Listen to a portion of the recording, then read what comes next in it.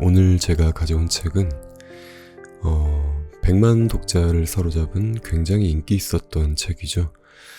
이미애 작가님께서 집필하신 달러구트 꿈백화점 2탄을 여러분들께 한번 소개해드리려고 가져왔어요.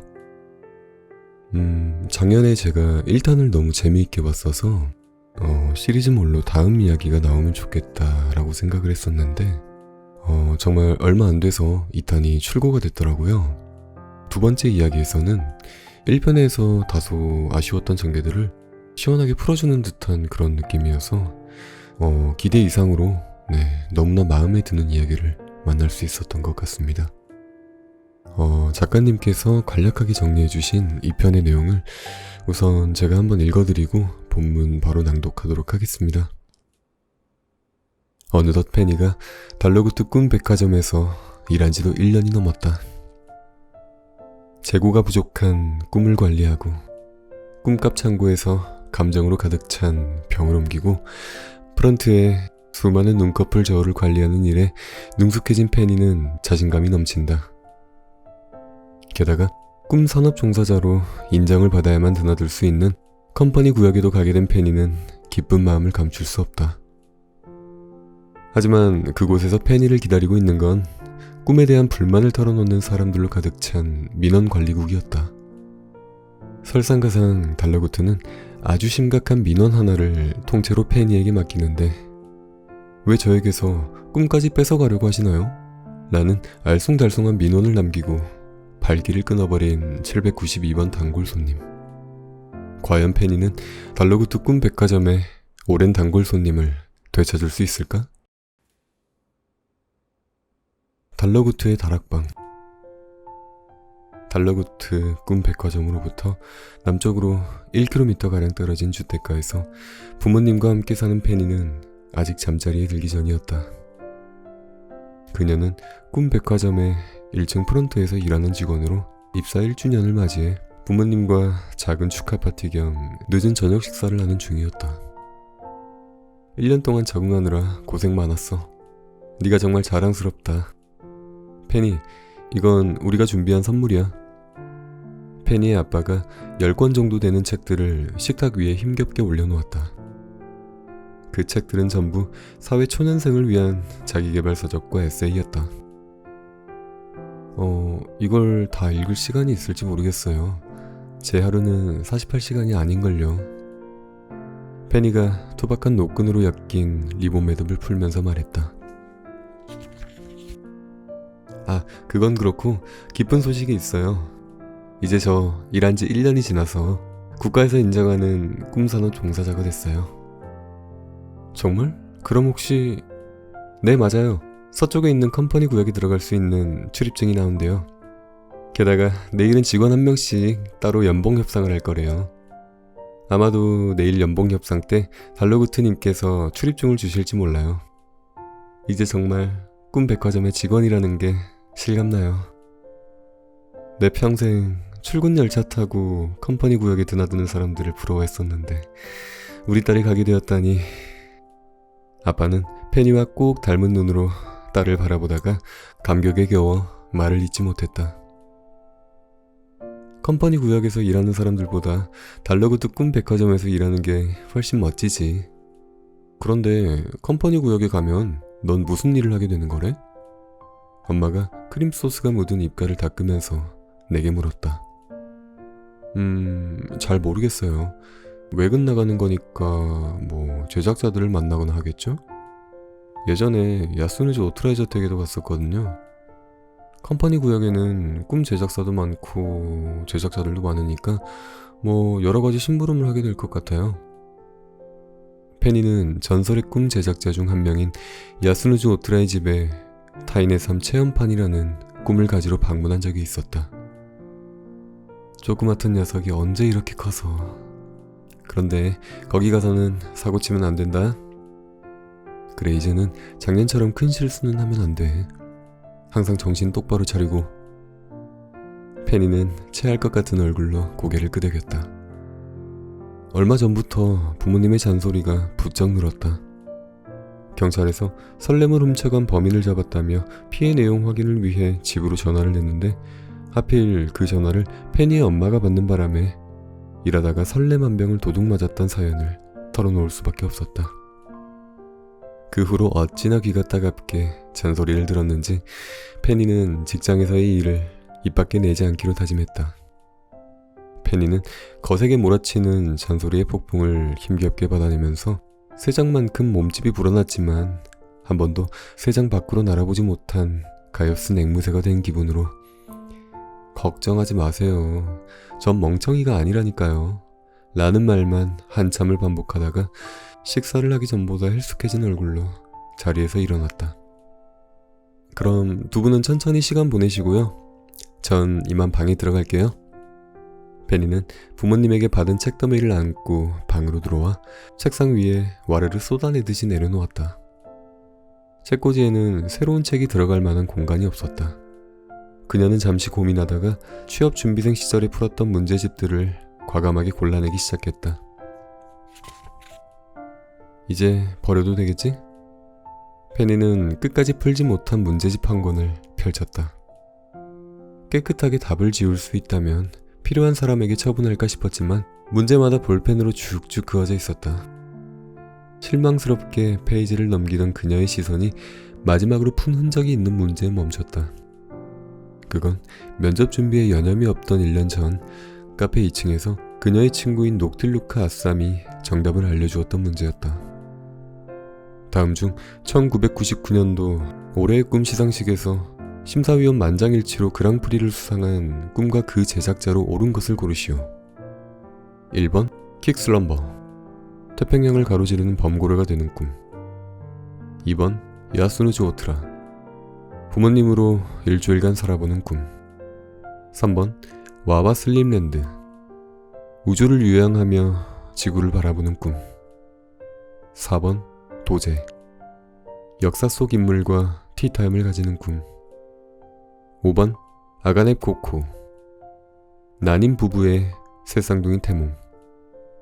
문제를 보는 순간 그때의 상황과 기분이 마치 어제의 일처럼 선명하게 떠올랐다. 페니는 정답을 정확히 기억하고 있었다. 정답은 1번 13살 킥슬럼버의 데뷔작이지. 페니는 자신 있는 미소를 지으면서 중얼거린 후 소리나게 문제집을 탁 덮었다. 면접 준비를 하던 카페에서의 그날로부터 지난 1년 동안 일어났던 일들이 머릿속을 빠르게 휘감고 지나갔다. 어느 때보다 충만한 시간을 보냈다는 생각에 마음 깊이 뿌듯함이 차올랐다. 슬슬 프런트의 일도 손에 익어가고 꽤 많은 것들을 배웠다는 생각에 제법 자신감이 붙은 상태였다. 페니는 자신이 알고 있는 것이 꿈 백화점에서 벌어지는 일에 극히 일부에 지나지 않는다는 사실을 전혀 모른 채 콧노래를 부르며 책장을 정리했다. 그렇게 페니의 입사 1주년의 밤이 저물고 있었다. 페니의 첫 번째 연봉 협상. 해가 바뀐 지도 여러 날이 지나 3월의 마지막 주의 금요일이었다. 푸드트럭에 고소한 양파우유 끓이는 냄새가 쌀쌀한 저녁 공기를 휘감아 거리 구석구석을 나른하게 덮이고 있었다. 덕분에 꿈을 사러 온 손님들은 따뜻한 이불을 덮고 시원한 공기 중에 머리만 빼꼼 내놓는 기분으로 쾌적하게 거리를 거닐었다. 여전히 손님들의 발길이 끊이지 않는 달러구트 꿈 백화점의 1층 로비에는 야간 근무를 하는 직원들이 이제 막 출근해서 본격적으로 일을 시작하려 하는데 프런트에서 일하는 2년차 직원인 페니의 모습은 보이지 않았다. 그녀가 퇴근한 것은 아니었다. 페니는 가게 입구의 오른쪽에 위치한 직원 휴게실에서 연봉 협상 차례를 기다리고 있었다. 아치 형태의 나무 문을 안쪽으로 힘껏 밀면 나타나는 휴게실 안에는 페니와 5층에서 일하는 페니의 동창 모테일을 비롯해 몇몇 직원들이 함께 있었다. 휴게실은 사실 가게 한쪽에 있는 작은 골방에 불과했지만 직원들은 마음 놓고 쉴 수 있는 이 공간을 소중하게 여겼다. 특유의 노란 조명과 꿰맨 부분이 다시 뜯어진 쿠션, 누군가의 낮은 콧노래 소리와 의자를 끌어당기는 소리, 작은 냉장고와 커피 머신이 돌아가는 잔잔한 백색 소음이 이제는 익숙했다. 페니는 학창시절에 많은 시간을 보냈던 동아리방처럼 직원 휴게실이 편안했다. 우리 차례까지 앞으로 몇 명 남았지? 소파 맞은편에 팔걸이 의자에 앉은 페니가 옆에 앉은 모테일에게 물었다. 지금 진행 중인 비고님 다음에는 스피도님, 그리고 나. 마지막이 페니 너야. 얼마 안 남았어. 퇴근 시간 맞춰서 끝날 줄 알았는데 조금 지나버렸네. 페니가 벽에 걸린 시계를 보면서 머리 위로 기지개를 켰다. 달러구트님이 오늘도 바쁘셨으니 어쩔 수 없지. 요즘도 계속 분주하시더라. 이럴 줄 알았으면 커크스베리어에서 식빵이라도 사올 걸 그랬나? 저녁 먹을 시간이 애매해졌네. 모테일이 달라붙는 니트 위로 드러난 볼록한 배를 통통 두드리며 입맛을 다졌다. 그들이 아직 퇴근하지 않고 순서를 기다리는 것은 다름 아닌 1년에 한 번 있는 연봉 협상을 위해서였다. 이제 2년차에 접어든 페니는 제대로 된 연봉 협상이 처음이었다. 부쩍 어른이 된 듯한 기분에 으쓱했지만 연봉 인상에 대한 기대감은 전혀 없었다. 사실 페니는 연봉 협상을 앞두고 작년 이맘때쯤 도둑맞은 설렘 한 병 때문에 또다시 마음이 착잡했었는데 때마침 극적으로 범인이 검거되고 도둑맞은 물건도 압수했다는 소식에 뛸 듯이 기뻤다. 다만 범인을 잡는데 1등 공신을 한 제보자가 다름 아닌 스피도였다는 사실이 뒤늦게 밝혀지고 그간의 자초지종을 모두가 알게 되면서 그녀는 스피도와 마주칠 때마다 그렇게 고마워하지 않아도 돼 라는 식의 부담스러운 표정 공격을 받아야만 했다. 그래도 연봉 협상에 불리할 수 있는 요소가 사라졌다는 점은 큰 위안이 되었고 자연스레 그 이상은 바라지도 않게 된 것이다. 크리스털 장식이 드문드문 박힌 소박한 샹들리에 바로 아래에는 3층 직원인 썸머와 같은 층의 매니저인 모그베리가 앉아 있었다. 썸머는 3층의 여느 직원들처럼 자기 취향대로 리폼한 직원용 앞치마를 두르고 있었는데 밑단을 완전히 뜯어놓아서 다른 직원들 것보단 훨씬 길었다. 썸머와 마주 앉은 모그베리의 두 뺨은 홍조를 가리기 위해서 짙게 덧바른 블러셔 덕분에 노란 조명 아래에서도 존재감이 굉장했다. 두 사람은 연봉 협상이 이미 끝났는데도 집에 가지 않고 휴게실에 남아서 부지런히 간식을 축냈다. 커다란 간식 바구니에는 이제 심신안정용 쿠키 같은 고급 과자는 하나도 남지 않았고 아무런 효과도 없는 평범한 동전 모양의 초콜릿만 한 움큼 남아있었다. 서머는 카드로 된 성향 테스트 세트를 나무 탁자에 펼쳐놓고 모그베리에게 질문을 던지고 있었다. 자, 결과를 확인해보죠, 모그베리님. 당신은 열정적인 활동가, 첫 번째 제자 유형이에요. 벌써 세 번째 같은 결과네요. 모그베리는 반짝이는 눈으로 고개를 세차게 끄덕이며 결과에 만족스러워했다. 다시 해도 똑같이 나올까? 그녀가 집요하게 한 번 더 하겠다고 하자 썸머의 기다란 코가 불편하게 실룩거렸다. 썸머가 가지고 있는 것은 시간의 신과 새 제자의 이야기를 모티브로 만든 어떤 제자의 성향이 가까운지 테스트하는 카드였다. 연초에 서점에서 10권은 이상의 책을 사면 주는 사은품이었는데 수집욕을 자극하는 디자인 때문에 품귀 현상이 일기도 했다. 페니도 웃돈을 주고 중고거래로 구하려다가 관뒀기 때문에 한눈에 알아볼 수 있었다. 모테일, 너도 해볼래? 썸머가 카드를 다시 펼치면서 물었다. 그녀는 모그베리만 상대하는 것이 슬슬 지겨워진 눈치였다. 됐어요. 해보나 마나 첫 번째 제자로 나올걸요? 저는 미래지향적인 사람이거든요. 모테일은 씩씩하게 대답하고 벌떡 일어나더니 간식 바구니에 남아있던 초콜릿을 몽땅 쓸어와서 페니에게도 조금 나누어주고 다시 앉았다.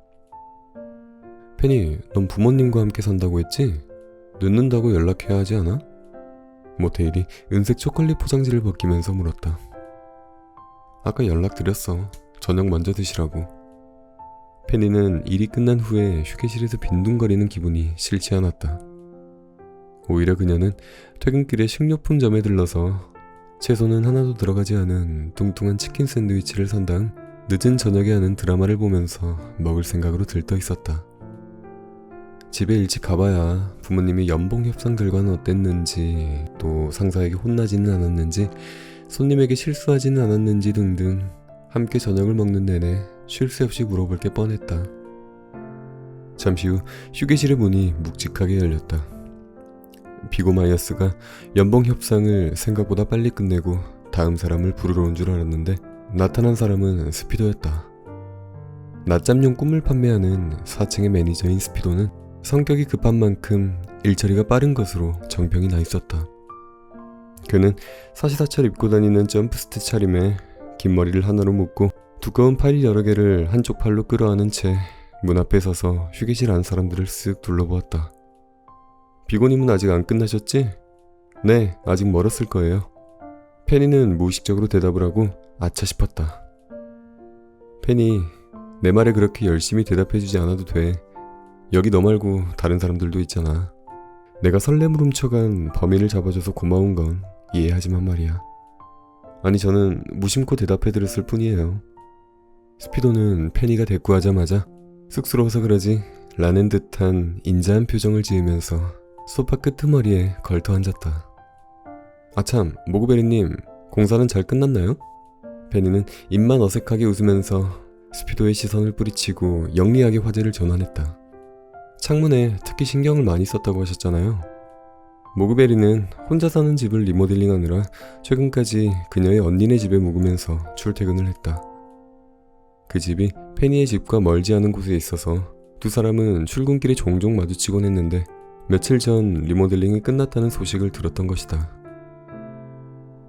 페니 기억하고 있었구나. 맞아. 창문이 마음에 쏙 들어. 큰맘 먹고 창문을 시원하게 냈더니 서쪽의 아찔한 내리막까지 훤히 보이더라고. 정말 장관이야. 날씨가 좋을 때는 특히 더. 그럼 컴퍼니 구역으로 드나드는 출근 열차도 보이겠네요? 근사하겠어요. 그렇지, 내가 노린 게 바로 그 부분이야. 쉬는 날에 집에 벌러덩 누워서 컴퍼니 구역으로 출근하는 사람들을 구경하면 쉬는 즐거움이 2배가 될 거야. 모그베리가 물어봐주길 기다렸다는 듯 신나서 대답했다. 썸머는 모그베리의 주의가 다른 데로 돌아간 틈을 타서 지겨워진 성형 테스트 카드를 주섬주섬 정리하기 시작했다. 꿈 백화점의 수많은 상점들이 위치한 중심가를 기준으로 남쪽으로는 페니의 집이 있는 주택가가 넓게 조성되어 있었고 북쪽은 산타클로스인 니콜라스가 사는 만년설산, 동쪽에는 야스누즈 오트라와 같은 유명인들이 사는 고급 주택가와 그들의 개인 꿈 제작소가 있었다. 마지막으로는 서쪽에 위치한 곳이 바로 아찔한 내리막이었는데 말 그대로 아찔하게 깎아지른 내리막을 포함해 그 주변의 지역을 가리키는 말이었다. 내리막에서 골짜기를 지나 다시 서쪽으로 가파른 오르막을 오르면 기업 형태로 운영되는 꿈 제작사들이 모여있는 거대한 구역이 나왔다. 지형이 너무 험준하고 다른 방향으로 빙빙 돌아 접근하기에는 너무 멀었으므로 그곳에서 일하는 직장인들은 컴퍼니 구역으로 직행하는 출근 열차를 이용하는 것이 일반적이었다. 열차는 하루에도 수십 번씩 사람들을 태우고 오르막과 내리막에 놓인 레일을 따라 움직였다. 페니, 모테일, 너희는 아직 출근 열차를 한 번도 못 타봤지? 모그베리가 묻자 모테일이 고개를 가로저었다. 전 한 번 타봤어요. 잠옷을 입은 외부 손님은 별다른 확인이 없이 태워준다길래 동네 친구들이랑 시험삼아 잠옷 차림으로 타봤죠. 차장한테 금방 들켜서 뒷덜미를 잡히는 바람에 딱 10초 정도가 끝이었지만요. 컴퍼니 구역으로 가는 출근 열차는 아무나 탈 수 있는 대중교통이 아니었다. 꿈 제작사 면허라든가 구역 안에 있는 회사의 사원증처럼 꿈 산업 종사자라는 것을 증명할 신분증이 필요했다. 그리고 꿈 백화점 직원들 역시 입사한 지 만 1년이 지나야만 꿈 산업 종사자라는 걸 인정받아서 출입증을 받을 수 있었다. 모테일은 근무한 지 만 1년이 훨씬 넘지 않았어? 3층의 썸머가 의아해하며 물었다. 그녀는 정리를 마친 성형 테스트 카드를 전용 케이스에 집어넣고 있었다. 전 작년 여름에 1년을 채웠는데 출입증은 매년 3월이 되어야 일괄적으로 나온다고 해서 여태까지 기다리고 있어요. 페니, 넌 1년을 아슬아슬하게 채웠다고 했지? 어제 딱 1년 됐어. 운이 좋았지. 조금만 늦게 들어왔으면 꼬박 1년을 더 기다려야 했을지도 몰라. 페니가 짧게 한숨을 쉬면서 가슴을 쓸어내렸다. 요 애송이들도 드디어 민원관리국의 매운맛을 보게 되겠군. 가만히 있던 스피도가 불쑥 끼어들었다. 그는 아까부터 초조하게 다리를 떨면서 가져온 파일을 무시무시한 속도로 훑어보고 있었다. 괜한 소리 하지 말고 다리나 그만 떨어, 스피도. 모그베리가 핀잔을 줬다. 괜한 소리라니, 모그베리. 컴퍼니 구역 출입증이 나온다는 게 무슨 뜻인지 너도 알잖아. 설마 놀이삼아 열차에 태워주거나 꿈 제작소에 소풍이라도 보내주려고 출입증식이나 만들어주는 거겠어? 그야 그렇지만 벌써 골치 아픈 이야기를 할 건 없잖아. 경험삼아 열차에 타거나 꿈 제작사에 구경 가는 용도가 아니었단 말이에요? 모테일은 두 매니저의 얘기에 큰 충격을 받은 표정이었다. 정말 낙천적이구나, 모테일. 스피도 말이 맞아. 너희는 주로 컴퍼니 구역의 중앙광장에 있는 민원관리국에 갈 때 출입증을 쓰게 될 거야. 다른 회사 구경은 못해요? 모테일이 동글납작한 두 손으로 머리를 감싸주며 좌절했다. 다른 제작사 구경은 왜 해? 너희가 들어갈 수 있는 건 민원관리국이랑 기껏해야 바로 위에 있는 테스트 센터 정도야. 민원 때문에 꿈 제작사와 골치 아픈 회의를 할 때 주로 거기서 만나거든. 그런데 민원관리국은 뭐 하는 곳이에요? 페니가 침착하게 물었다. 우리한테 설명을 듣는 것보단 한번 가보는 게 훨씬 나을 거야. 나도 달러구트님을 따라서 처음 민원관리국에 갔을 때가 생각나네. 꿈을 파는 일을 하는 사람이라면 반드시 거쳐야 할 곳이긴 하지만 거긴 될 수 있으면 안 가고 싶은 곳이야. 뭐랄까, 마음이 불편해지는 장소거든. 모그베리의 눈꼬리가 침울하게 축 처졌다. 지금까진 하하호호 웃는 사람들만 봤지? 얼른 너희도 민원관리국의 골치 아픈 일들까지 속속들이 알아야지. 그래야 이 스피도님이 얼마나 대단한지 깨닫게 될 거야. 작년에 내가 팔았던 낮잠용 꿈에 대해서 접수된 민원들이 이렇게나 많다고. 스피도가 아까부터 보고 있던 두꺼운 파일들을 가리켰다. 스피도, 너 혹시 연봉 협상 때 달러구트님께 보여드리려고 1년 동안 해결한 민원을 정리해온 거야? 모그베리가 놀라서 입을 딱 벌렸다. 정답이야, 모그베리. 내가 얼마나 고생했는지 단번에 아실 수 있게 모조리 인쇄해서 파일로 만들었지. 여기 얼마나 황당한 민원이 많은지 들어볼래? 아니, 솔직히 말해서 수업 시간에 엎드려서 꿈을 꾸다가 잠꼬대를 하는 바람에 친구들한테 놀림을 받았다 라고 민원을 낸 것까진 이해할 수 있어. 그런데 낮잠 자면서 꾼 꿈이 너무 좋아서 저녁까지 자버리는 바람에 밤에 잠이 안 온다라는 건 대체 나더러 뭘 어떻게 하라는 거야? 그것 때문에 몇 날 며칠 고심한 걸 생각하면 그런 일을 해낸 덕분에 4층의 매니저가 된 거 아니겠어요? 달러구트 꿈 백화점의 층별 매니저라는 직함은 아무나 가질 수 있는 게 아니잖아요. 그건 정말 엄청난 경력이라고요.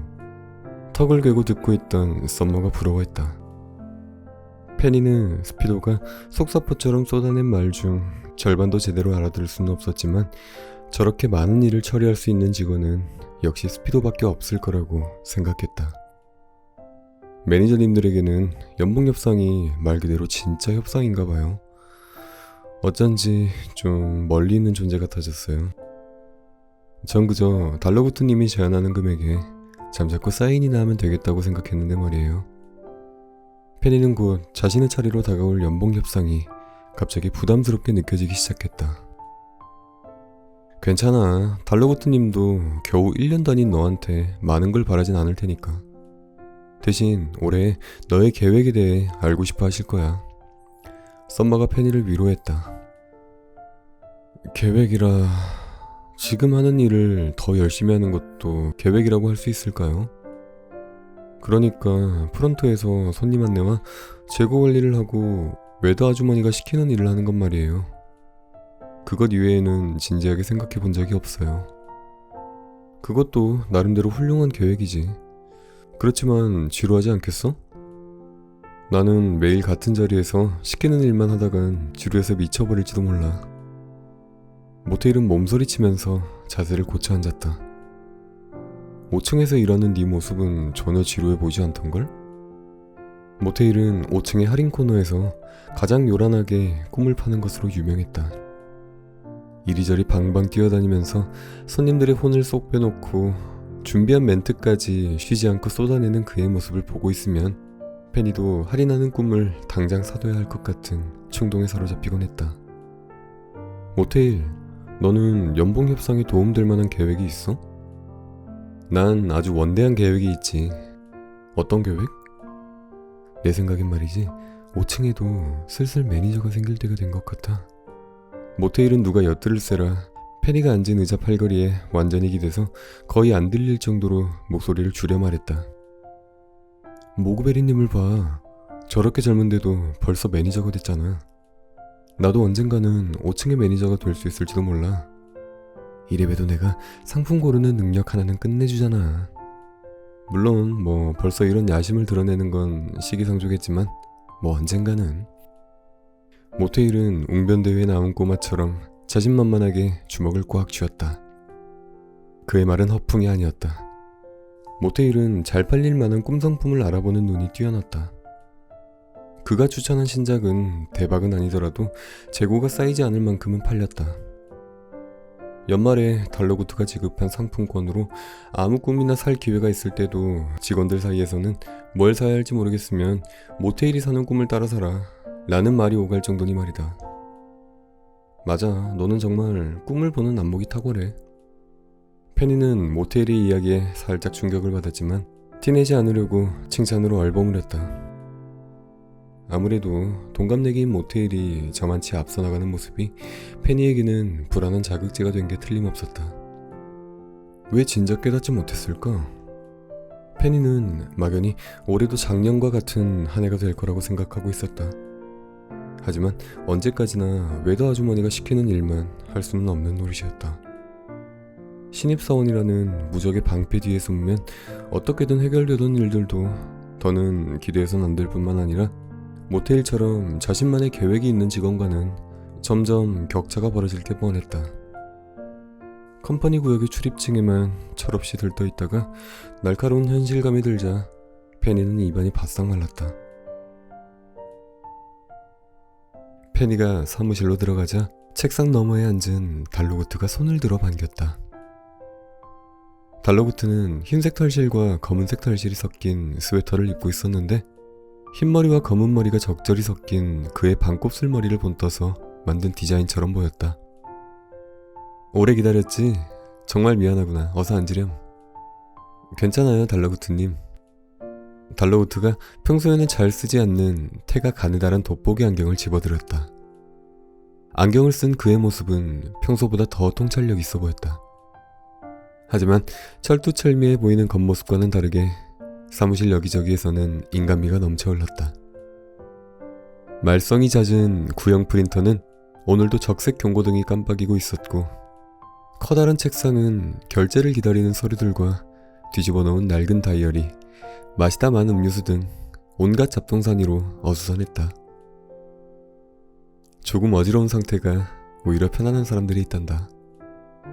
달러구트는 페니가 무슨 생각을 하는지 안다는 듯이 태연하게 말했다. 오늘은 심신안정용 쿠키는 필요 없겠지? 그럼요. 페니가 애써 여유로운 척하며 빙긋 웃었다. 자, 1층 프런트 직원 페니의 첫 번째 연봉 협상이구나. 어디 지난 한 해를 되돌아볼까? 달러구트는 책상 위 어딘가에 있을 페니에 관한 정보가 적힌 종이를 찾기 시작했다. 그는 연필꽂이 밑에 깔린 종이를 빼내다가 팔꿈치로 먹다 남은 음료수병을 쳐서 쓰러뜨릴 뻔했다. 다행히 음료수병을 불안하게 지켜보던 페니가 재빨리 잡아서 병이 넘어지는 걸 막았다. 그리고 한 손으로는 하마터면 젖을 뻔한 낡은 다이어리를 집어들었다. 간발의 차이로 다이어리는 무사했다. 고맙다, 페니. 별 말씀을요. 페니는 다이어리를 다시 책상에 똑바로 올려뒀다. 거칠어 보이는 종이 커버 위에 1999년 꿈일기라고 적혀 있었다. 1999년 꿈일기, 달러구트님 글씨체네요. 꿈일기를 쓰세요? 페니가 이제는 익숙한 달러구트의 글씨체를 한눈에 알아봤다. 아, 이 안에 있는 내용은 내가 쓴 게 아니란다.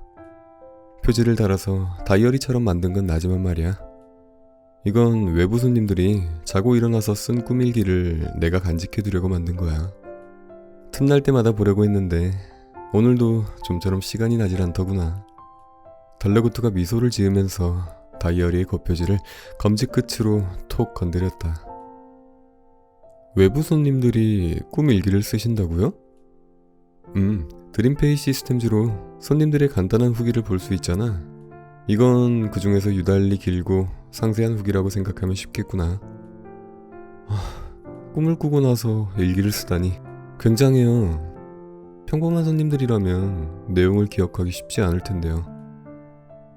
일어나자마자 기억이 사라지기 전에 눈에 보이는 아무 곳에나 기록하는 것 같더구나. 하지만 그런 사람은 드물단다. 그래서 꿈 일기는 참 귀하지. 그래서 이렇게 매년 수집한 꿈 일기를 따로 모아두는 거란다. 우리처럼 손님을 직접 대하는 일을 하는 사람들에게 이보다 귀중한 정보는 없을 거야. 페니는 까마득한 1999년에 손님들이 어떤 꿈 일기를 남겼을지 궁금했다. 하지만 달러구트는 다이어리를 책상 서랍 안에 넣어버렸다. 이야기가 다른 데로 새고 말았네. 오늘은 손님들이 아니라 페니 너에 관해 이야기해야지. 달러구트는 무언가 잔뜩 적힌 종이를 들고 눈으로 먼저 읽어 내려가기 시작했다. 페니는 그가 자신에 대해 어떤 평가를 할지 긴장해서 침을 꼴깍 삼켰다. 어디 보자. 웨더는 네가 제법 믿음직스럽다고 하더구나. 저녁 시간대에 일하는 모두도 너의 일처리가 깔끔해서 마음에 든다고 했고, 아무렴 가까운 사람들의 의견만큼 중요한 건 없지. 페니는 안도하며 속으로 웨더 아주머니와 모두에게 감사 인사를 보냈다. 그리고 페니, 너에게 줄 게 있단다. 달로구트가 아래쪽에 있는 책상 서랍을 뒤지더니 페니에게 무언가를 건넸다. 그건 목에 걸 수 있도록 만들어진 작은 카드였다. 달러구트님, 이건... 은은하게 반짝거리는 특수한 재질의 카드 표면 위에 달러구트 꿈백화점 소속 페니라고 또렷하게 새겨져 있었다. 컴퍼니 구역에 출입증이 나왔네요. 감사합니다. 역시 잊지 않고 신청해 주셨군요. 그야 물론이지. 벌써 가게에서 일한 지 만 1년이 되었더구나. 이로써 너도 컴퍼니 구역에 출입할 수 있게 되었단다. 이제 꿈산업에 종사하는 귀중한 인재로 확실히 인정받은 셈이야. 출입증을 받으면 민원관리국에 가게 된다고 들었어요. 오, 이미 알고 있구나. 1년을 무사히 채운 직원이라면 꼭 가봐야 할 곳이란다. 나름대로 내가 만든 교육 커리큘럼이라고 생각해주렴. 당장 다음 주 월요일에 나와 함께 가자꾸나. 민원관리국은 꿈에 불만이 있는 사람들이 민원을 내는 곳이죠. 스피도님이 얘기하는 걸 들어보니 그런 것 같더라고요. 간단히 말하면 그렇지. 페니, 너는 우리 가게에 한 번도 오지 않은 손님과 단골이었다가 발기를 끄는 손님, 어느 쪽에 집중해야 한다고 생각하니? 우리 가게가 지금처럼 번성하려면 어떤 손님을 모시려고 노력하는 게 중요할까? 새로운 손님을 모셔오는 것도 중요하고, 기존의 손님을 다시 모셔오는 것도 중요하고, 그런데 꼭 단 하나를 골라야 한다면, 달로구트는 가끔 기습적인 질문으로 페니를 당황하게 했다. 그리고 이런 질문을 할 때마다 그의 흑갈색 눈동자에 눈에 띄게 생기가 돌았다. 저는 단골 손님들이 중요해요. 그건 아마 프런트에서 매일 보는 눈꺼풀 저울들과 정이 들어서일 거예요. 일하다 보면 손님들과 함께 있는 것 같은 그런 기분이 들거든요. 페니는 단골 손님들의 눈꺼풀 저울이 매끄럽게 움직이는 모습과 특유의 달각거리는 소리를 좋아했다. 그리고 저울의 추가 움직이고 손님의 수면 상태가 램 수면 상태로 바뀌었을 때 곧이어 문을 열고 들어오는 손님들. 눈에 익은 그 얼굴을 보는 순간만큼 반가운 건 없었다. 내 생각도 그렇단다. 그러니까 우리 백화점의 꿈을 좋아해서 단골까지 된 그들이 갑자기 오지 않는 건 굉장히 심각한 문제야. 입이 무거운 손님들은 구구절절 불만을 말하기보다 매섭게 발길을 끊어버리지. 직접 와서 환불 요청이라도 하는 손님은 오히려 고마울 정도란다. 페니는 막심에 트라우마 극복을 위한 꿈을 환불하기 위해 모여들었던 손님들을 떠올렸다.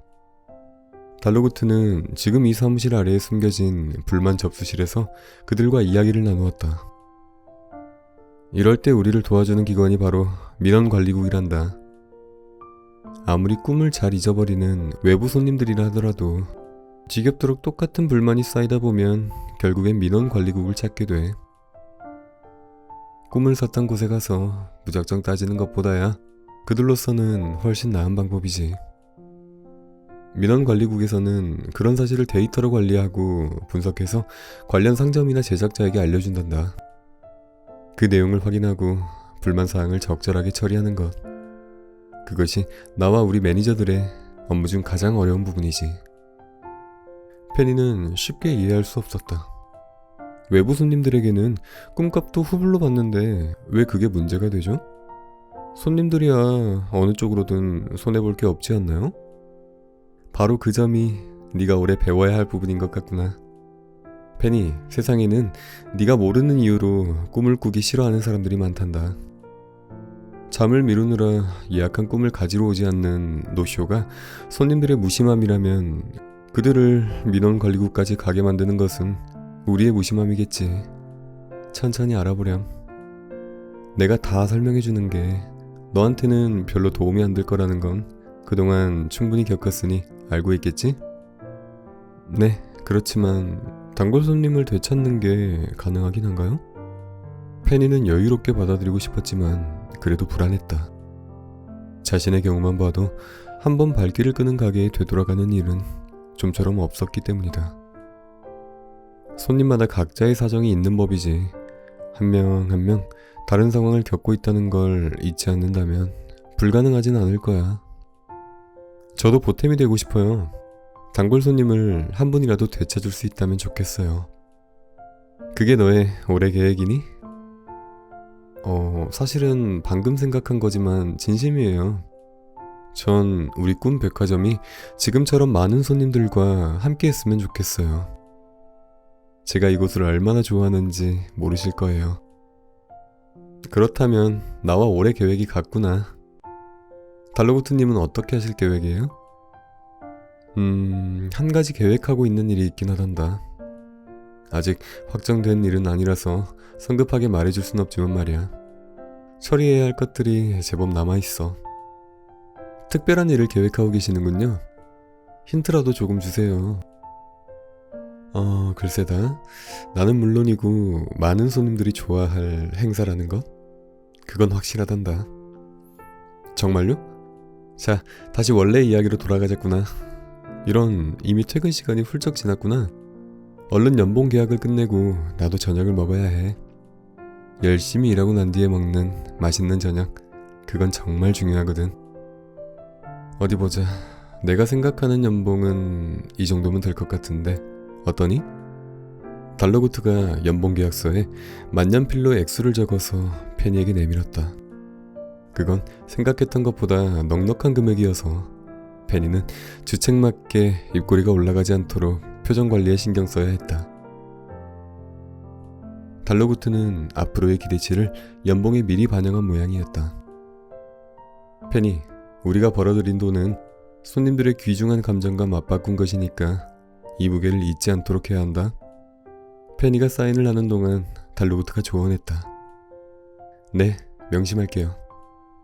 연봉계약서 위의 숫자가 마치 백화점을 다녀간 손님들의 수처럼 보이면서 적당한 긴장과 기분 좋은 의욕이 발끝에서부터 찰랑찰랑 차올랐다. 그럼 월요일에 보자꾸나. 아, 잊을 뻔했군. 이것도 같이 가져가렴. 출근 열차 시간표란다. 달러구트가 깨알같은 글씨들이 촘촘하게 적힌 시간표 하나를 내밀었다. 출근 열차의 운행 시간이 분 단위로 표시되어 있어. 7시쯤에 집에서 가까운 정류장에서 타렴. 나는 가게 근처에서 탈 거야. 네, 월요일에 봬요. 페니는 달러구트의 사무실에서 나오자마자 열차 시간표의 깨알같은 글씨들 속에서 집과 가장 가까운 정류소를 겨우 찾아내 빨간색 볼펜으로 크게 동그라미를 쳤다. 시간표 맨 아래에는 주의사항이 굵은 글씨로 적혀 있었다. 출근 열차는 자가용이 아닙니다. 시간을 정확히 지켜주십시오. 페니는 출입증과 열차 시간표를 손에 올려놓고 한참을 쳐다봤다. 출입증에 새겨진 페니라는 이름을 손끝으로 더듬으면서 배시시 웃음을 지었다. 작년보다 더 넓은 세상을 볼 수 있을 거라는 기대와 비로소 완전해진 소속감으로 저녁을 먹지 않았는데도 기분 좋은 포만감이 들었다. 페니는 물건들을 손가방에 소중하게 집어넣고 가게를 나섰다. 그리고 이제 완전히 어두워진 상점과의 거리를 평소보다 경쾌한 걸음으로 가뿐하게 가로질러 걸어갔다. 민원관리국. 출근 열차는 거칠게 속력을 줄이며 정류소에 딱 맞게 정차했다. 놀이공원의 청룡열차처럼 지붕이 없는 열차였다. 운전하는 차장의 뒷자리부터 한 줄에 2명씩 앉을 수 있게 만들어졌었다. 차장이 운전석에 있는 레버를 당기자 허리 높이까지 오는 좌석의 문이 바깥으로 활짝 열렸다. 6시 55분 아드리아의 부엌 정류소를 출발하는 출근 열차입니다. 이 열차는 컴퍼니 구역까지 모든 일반 정류소를 경유하는 열차입니다. 컴퍼니 구역 중앙광장까지 한 번에 가시려면 8분 뒤에 도착하는 급행열차를 이용하세요. 페니와 비슷한 나이로 보이는 차장이 정류장 승객들에게 소리쳤다. 목소리를 내는 특별한 훈련이라도 받은 건지 그녀의 목소리가 우중충한 날씨를 곱게 뚫고 나와 깨끗하게 울려 퍼졌다. 사람들은 맨 앞자리의 차장에게 출입증을 보여주고 나서 원하는 자리에 앉았다.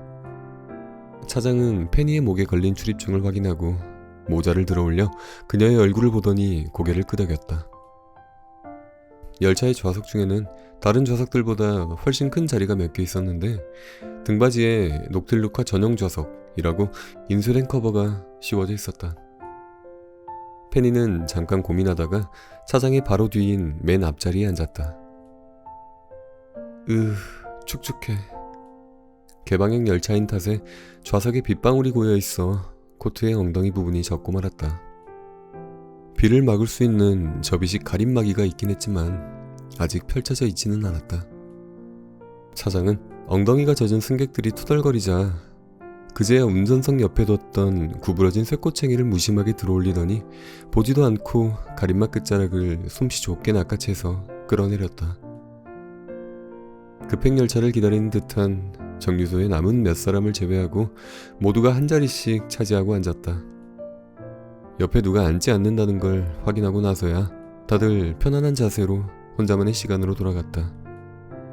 페니도 이제 한시름 놓으려는데 갑자기 누군가가 페니의 옆자리를 묵직하게 꿰차고 앉는 것이 느껴졌다. 그 바람에 페니의 하늘색 코트 자락이 불청객의 엉덩이 밑으로 말려 들어갔다. 모테일, 네가 웬일이야? 웬일이긴? 너도 연봉 협상 때 출입증을 받고 달러구트님이 민원관리국에 가자고 하신 거 아니야? 아, 너도 이번에 출입증을 받는다고 했지? 깜빡했네. 일찍 나와서 시간이 좀 남길래 우리 집 근처 정류소에서 여기까지 걸어왔는데 하마터면 양쪽 다 놓칠 뻔했어. 그는 엉덩이를 살짝 들어 코트를 빼낼 수 있게 도와줬다. 모테일이 똑바로 앉자마자 열차가 움직이기 시작했다. 저 모테일, 민원관리국은 어떻게 생겼을까?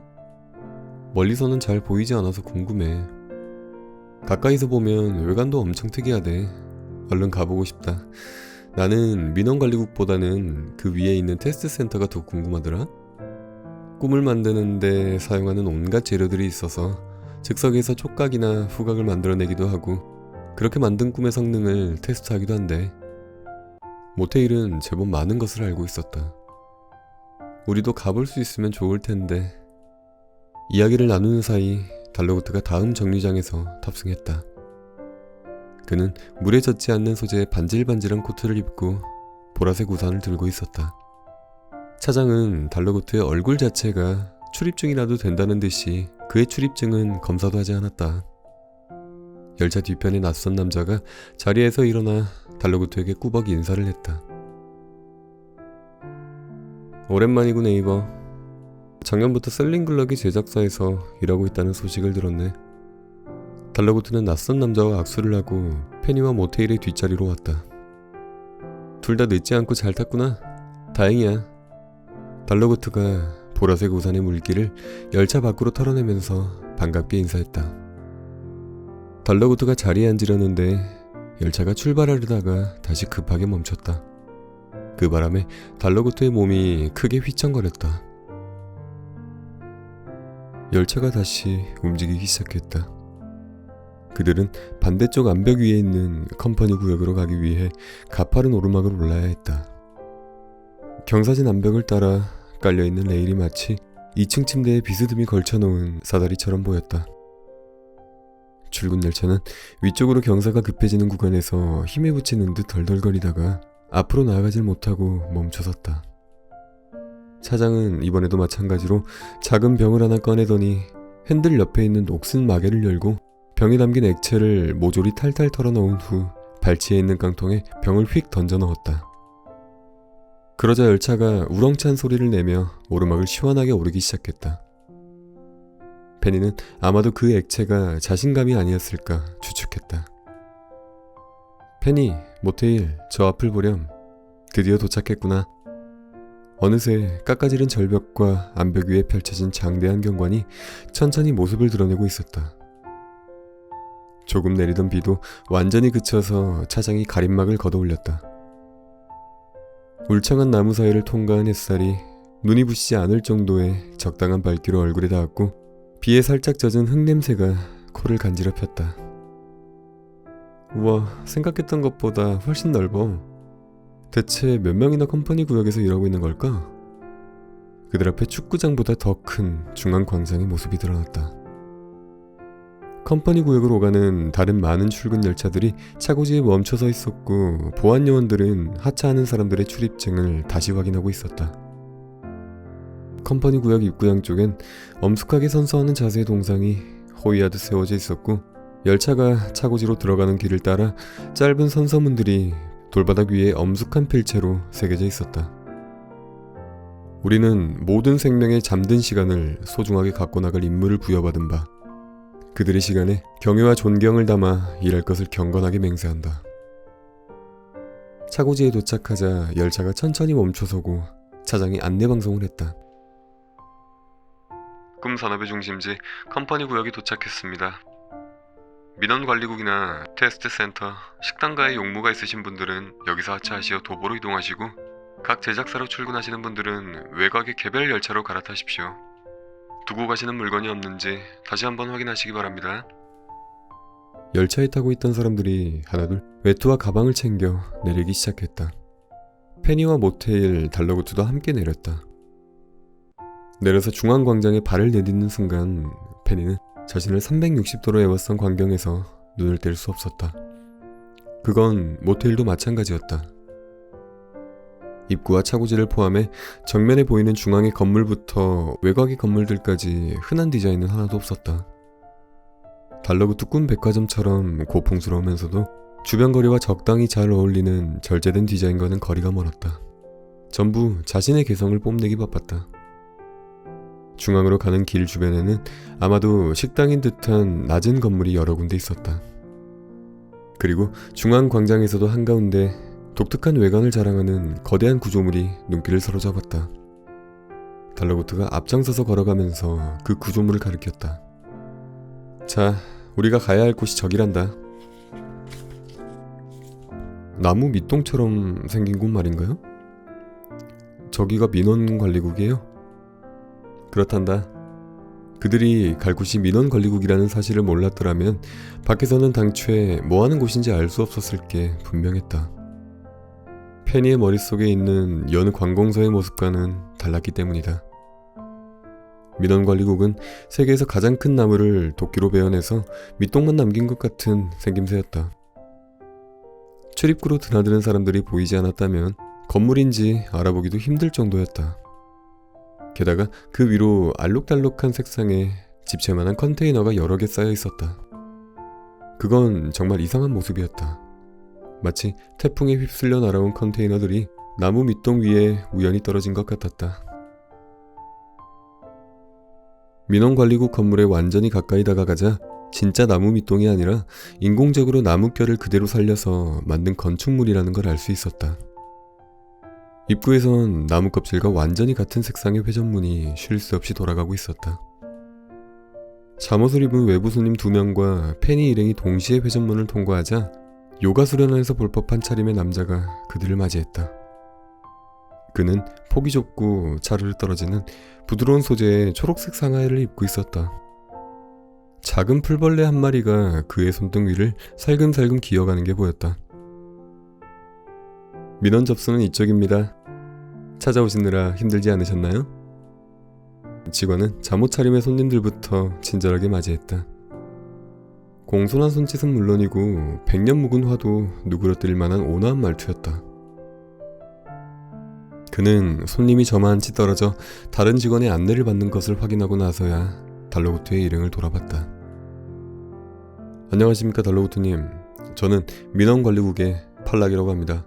제가 안내하겠습니다. 자신을 팔락이라고 소개한 직원은 조금 전과는 달리 딱딱한 말투였다. 페니는 그 극명한 온도차가 살짝 기분 나빴는데 모텔은 건물 내부를 두리번거리느라 느끼지 못한 것 같았다. 민원관리국 내부에는 잔잔한 클래식이 흐르고 있었고 막 개업한 가게처럼 커다란 화분이 많았다. 그뿐만이 아니라 사소한 장식들도 온통 눈이 편안해지는 초록색이었다. 이쯤 되면 팔락이 입고 있는 초록색 옷마저 정해진 복장 규정이 아닐까 하는 의심이 들 정도였다. 알맞게 쾌적한 온도와 습도, 그리고 사방에 가득한 초록식물의 힘일까?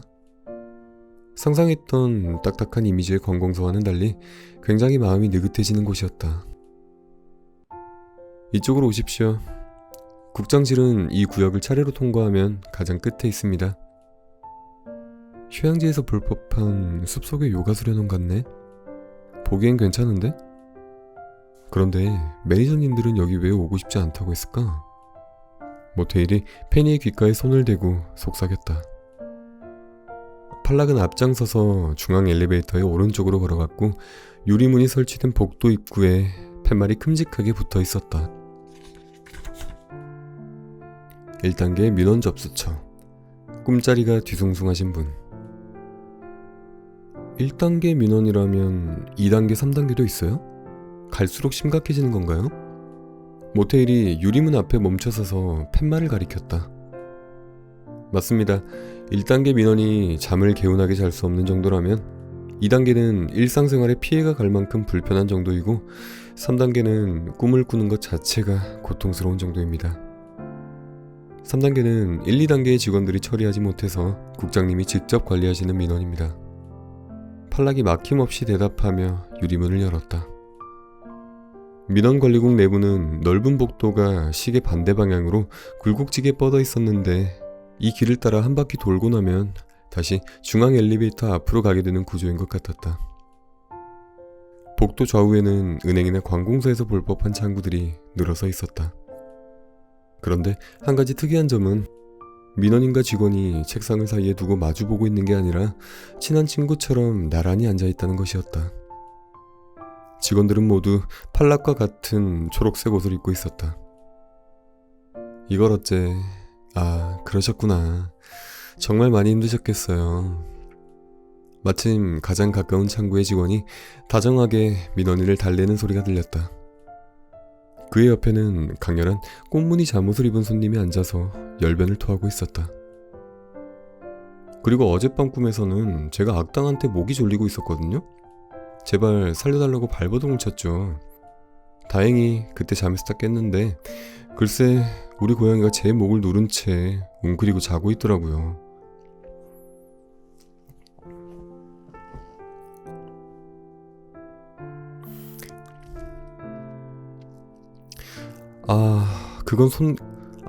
그건 손님의 상황에 맞게 꿈이 바뀌어 버린 경우인데요. 창구의 직원이 한 손으로 이마를 짚고 자기 일처럼 심각한 표정을 지었다. 아마 처음부터 목을 조르는 꿈은 아니었을 거예요. 오히려 손님을 깨어나게 하려고 무의식의 방어 기제를 작동해 꿈의 내용을 손상하는 꽤 흔한 현상이랍니다. 많이 힘드시겠지만 고양이와 자는 공간을 분리해보는 건 어떠세요? 다음 민원 창구에도 또 그 다음 민원 창구에도 자신이 꾼 꿈에 대해 불만을 토로하는 손님들이 가득했다. 어떤 손님은 옆 창구에서 무슨 일인지 쳐다볼 정도로 언성을 높이고 있었다. 제가 요즘 이것 때문에 정말 미칠 노릇이에요. 아침에 자고 일어나서 분명히 욕실까지 걸어가서 샤워를 하고 옷을 입고 신발까지 신고 문 밖을 여유롭게 나서거든요? 그런데 정신 차려보면 글쎄 아직도 자고 있었던 거예요. 그래서 늦었다 큰일 났다 싶어서 다시 씻으러 가요. 그런데 샤워기를 틀었는데 어쩐지 물 맞는 느낌이 개운하지가 않은 게 정신이 번쩍 드는 느낌이 없어요. 이상하다 싶었지만 열심히 씻고 또 씻다 보면 역시나 그것도 또 꿈이고 이렇게 10번 가까이 준비만 하는 꿈만 꾸다가 창고의 직원은 그가 하는 이야기를 열심히 받아 적으면서도 안절부절 못하면서 매뉴얼을 살폈다. 신입 직원인지 보는 사람이 식은땀이 날 정도로 당황한 기색이 역력했다. 여기 있으니까 죄 지은 사람이 된 것 같아. 모테일은 시무룩한 목소리로 중얼거리며 그렇지 않아도 둥그런 어깨를 더 둥글게 움츠리고 걸었다. 그들을 안내하는 팔락은 뒷짐을 지고 엄청나게 느리게 걷고 있었다. 페니는 자칫 그의 발 뒤꿈치를 밟게 될까봐 바닥을 보고 걸었다. 달러구트는 제일 뒤에서 묵묵히 따라 걸으며 걸음을 재촉하지도 뭐라 말을 하지도 않고 있었다. 창구를 수십 개 지나자 2단계 접수초로 통하는 유리문이 나왔다. 네, 여기까지 한번 읽어드렸는데요. 뒤로 갈수록 내용이 점점 흥미로워지고 페니가 성장하는 과정을 뿌듯하게 볼 수 있으니까 뒷내용이 궁금하신 분들은 원작으로 한번 확인하셨으면 좋겠고요.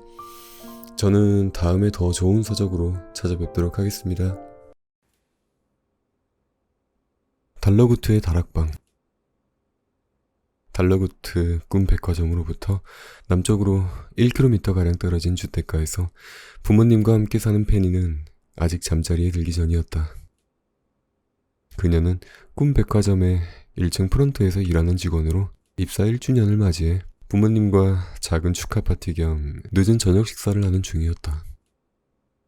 1년 동안 적응하느라 고생 많았어. 네가 정말 자랑스럽다. 페니, 이건 우리가 준비한 선물이야. 페니의 아빠가 10권 정도 되는 책들을 식탁 위에 힘겹게 올려놓았다. 그 책들은 전부 사회 초년생을 위한 자기계발 서적과 에세이였다.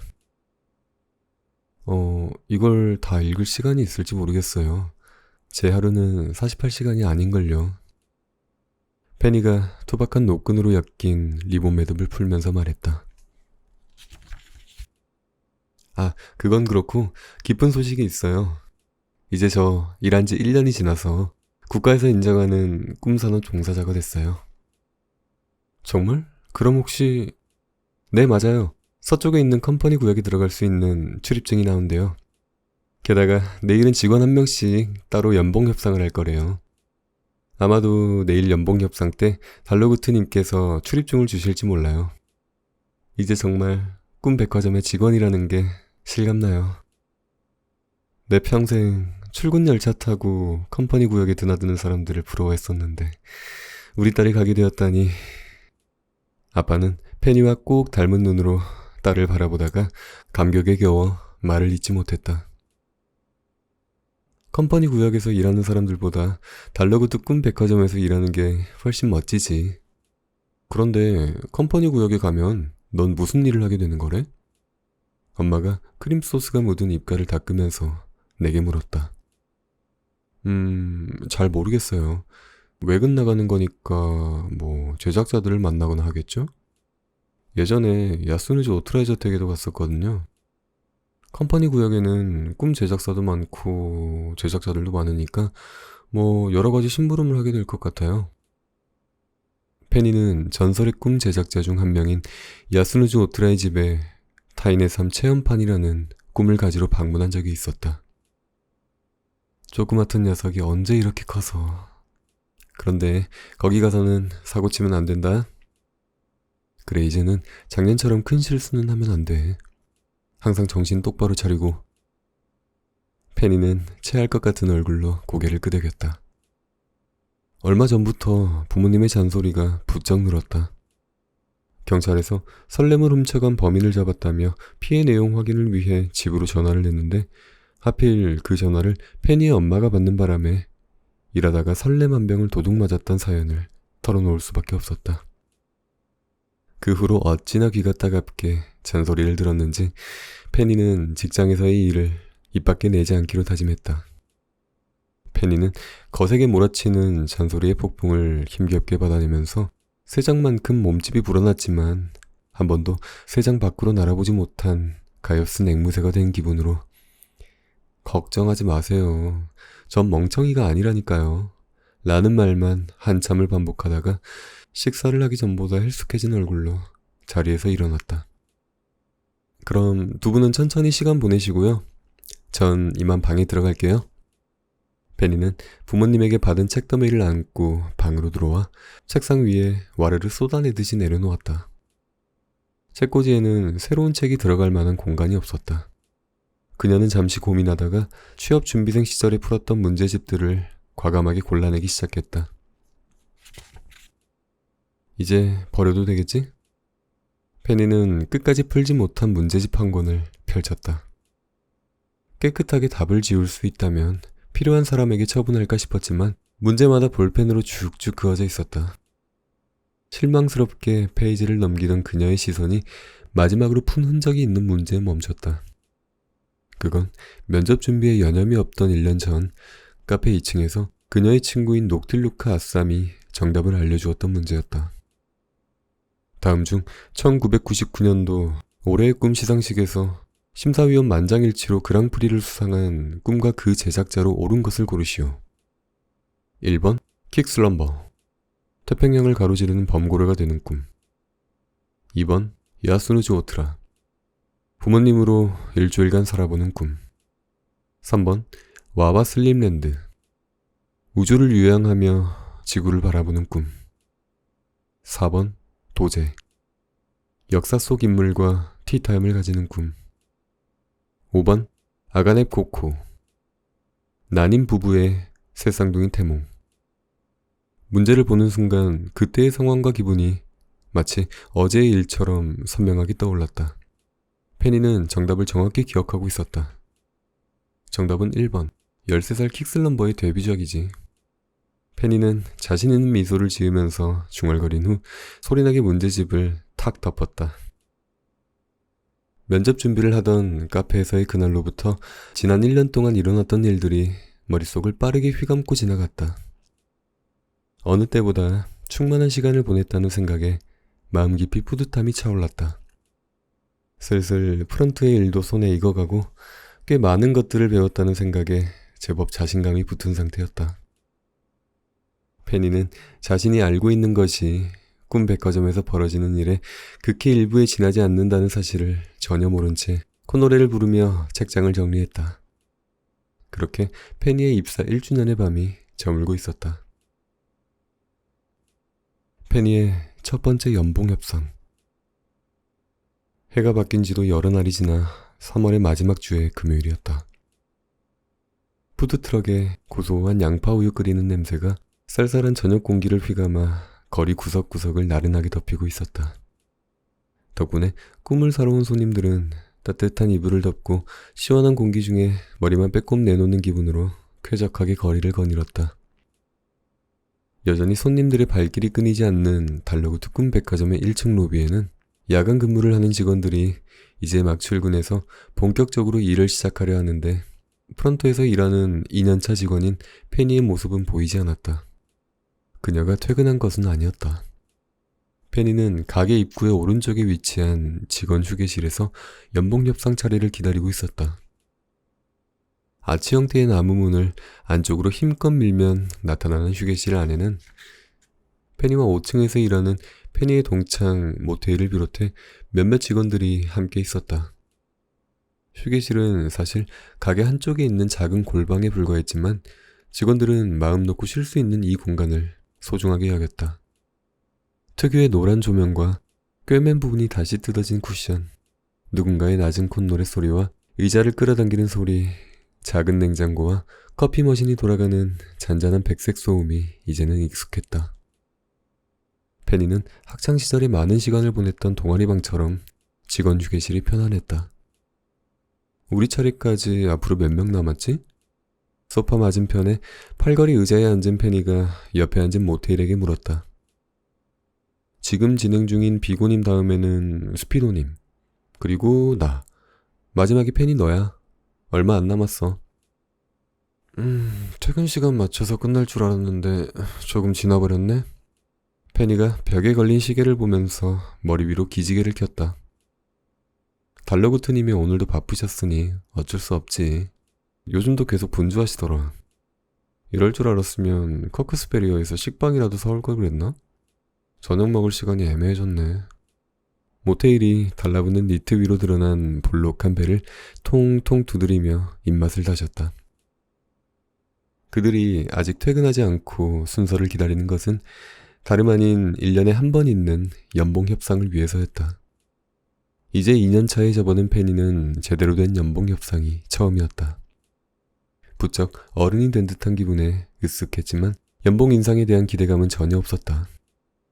사실 페니는 연봉 협상을 앞두고 작년 이맘때쯤 도둑맞은 설렘 한 병 때문에 또다시 마음이 착잡했었는데 때마침 극적으로 범인이 검거되고 도둑맞은 물건도 압수했다는 소식에 뛸 듯이 기뻤다. 다만 범인을 잡는데 1등 공신을 한 제보자가 다름 아닌 스피도였다는 사실이 뒤늦게 밝혀지고 그간의 자초지종을 모두가 알게 되면서 그녀는 스피도와 마주칠 때마다 그렇게 고마워하지 않아도 돼 라는 식의 부담스러운 표정 공격을 받아야만 했다. 그래도 연봉 협상에 불리할 수 있는 요소가 사라졌다는 점은 큰 위안이 되었고 자연스레 그 이상은 바라지도 않게 된 것이다. 크리스털 장식이 드문드문 박힌 소박한 샹들리에 바로 아래에는 3층 직원인 썸머와 같은 층의 매니저인 모그베리가 앉아 있었다. 썸머는 3층의 여느 직원들처럼 자기 취향대로 리폼한 직원용 앞치마를 두르고 있었는데 밑단을 완전히 뜯어놓아서 다른 직원들 것보단 훨씬 길었다. 썸머와 마주 앉은 모그베리의 두 뺨은 홍조를 가리기 위해서 짙게 덧바른 블러셔 덕분에 노란 조명 아래에서도 존재감이 굉장했다. 두 사람은 연봉 협상이 이미 끝났는데도 집에 가지 않고 휴게실에 남아서 부지런히 간식을 축냈다. 커다란 간식 바구니에는 이제 심신안정용 쿠키 같은 고급 과자는 하나도 남지 않았고 아무런 효과도 없는 평범한 동전 모양의 초콜릿만 한 움큼 남아있었다. 서머는 카드로 된 성향 테스트 세트를 나무 탁자에 펼쳐놓고 모그베리에게 질문을 던지고 있었다. 자, 결과를 확인해보죠, 모그베리님. 당신은 열정적인 활동가, 첫 번째 제자 유형이에요. 벌써 세 번째 같은 결과네요. 모그베리는 반짝이는 눈으로 고개를 세차게 끄덕이며 결과에 만족스러워했다. 다시 해도 똑같이 나올까? 그녀가 집요하게 한 번 더 하겠다고 하자 썸머의 기다란 코가 불편하게 실룩거렸다. 썸머가 가지고 있는 것은 시간의 신과 새 제자의 이야기를 모티브로 만든 어떤 제자의 성향이 가까운지 테스트하는 카드였다. 연초에 서점에서 10권은 이상의 책을 사면 주는 사은품이었는데 수집력을 자극하는 디자인 때문에 품귀 현상이 일기도 했다. 페니도 웃돈을 주고 중고거래로 구하려다가 관뒀기 때문에 한눈에 알아볼 수 있었다. 모테일, 너도 해볼래? 썸머가 카드를 다시 펼치면서 물었다. 그녀는 모그베리만 상대하는 것이 슬슬 지겨워진 눈치였다. 됐어요. 해보나 마나 첫 번째 제자로 나올걸요? 저는 미래지향적인 사람이거든요. 모테일은 씩씩하게 대답하고 벌떡 일어나더니 간식 바구니에 남아있던 초콜릿을 몽땅 쓸어와서 페니에게도 조금 나누어주고 다시 앉았다. 페니, 넌 부모님과 함께 산다고 했지? 늦는다고 연락해야 하지 않아? 모테일이 은색 초콜릿 포장지를 벗기면서 물었다. 아까 연락드렸어. 저녁 먼저 드시라고. 페니는 일이 끝난 후에 휴게실에서 빈둥거리는 기분이 싫지 않았다. 오히려 그녀는 퇴근길에 식료품점에 들러서 채소는 하나도 들어가지 않은 뚱뚱한 치킨 샌드위치를 산 다음 늦은 저녁에 하는 드라마를 보면서 먹을 생각으로 들떠 있었다. 집에 일찍 가봐야 부모님이 연봉 협상 결과는 어땠는지, 또 상사에게 혼나지는 않았는지, 손님에게 실수하지는 않았는지 등등 함께 저녁을 먹는 내내 쉴 새 없이 물어볼 게 뻔했다. 잠시 후 휴게실의 문이 묵직하게 열렸다. 비고 마이어스가 연봉 협상을 생각보다 빨리 끝내고 다음 사람을 부르러 온 줄 알았는데 나타난 사람은 스피도였다. 낮잠용 꿈을 판매하는 4층의 매니저인 스피도는 성격이 급한 만큼 일처리가 빠른 것으로 정평이 나 있었다. 그는 사시사철 입고 다니는 점프스트 차림에 긴 머리를 하나로 묶고 두꺼운 파일 여러 개를 한쪽 팔로 끌어안은 채 문 앞에 서서 휴게실 안 사람들을 쓱 둘러보았다. 비고님은 아직 안 끝나셨지? 네, 아직 멀었을 거예요. 페니는 무의식적으로 대답을 하고 아차 싶었다. 페니, 내 말에 그렇게 열심히 대답해주지 않아도 돼. 여기 너 말고 다른 사람들도 있잖아. 내가 설렘을 훔쳐간 범인을 잡아줘서 고마운 건 이해하지만 말이야.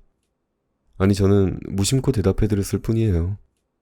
스피도는 페니가 대꾸하자마자 쑥스러워서 그러지 라는 듯한 인자한 표정을 지으면서 소파 끄트머리에 걸터 앉았다. 아참, 모그베리님, 공사는 잘 끝났나요? 페니는 입만 어색하게 웃으면서 스피도의 시선을 뿌리치고 영리하게 화제를 전환했다. 창문에 특히 신경을 많이 썼다고 하셨잖아요. 모그베리는 혼자 사는 집을 리모델링하느라 최근까지 그녀의 언니네 집에 묵으면서 출퇴근을 했다.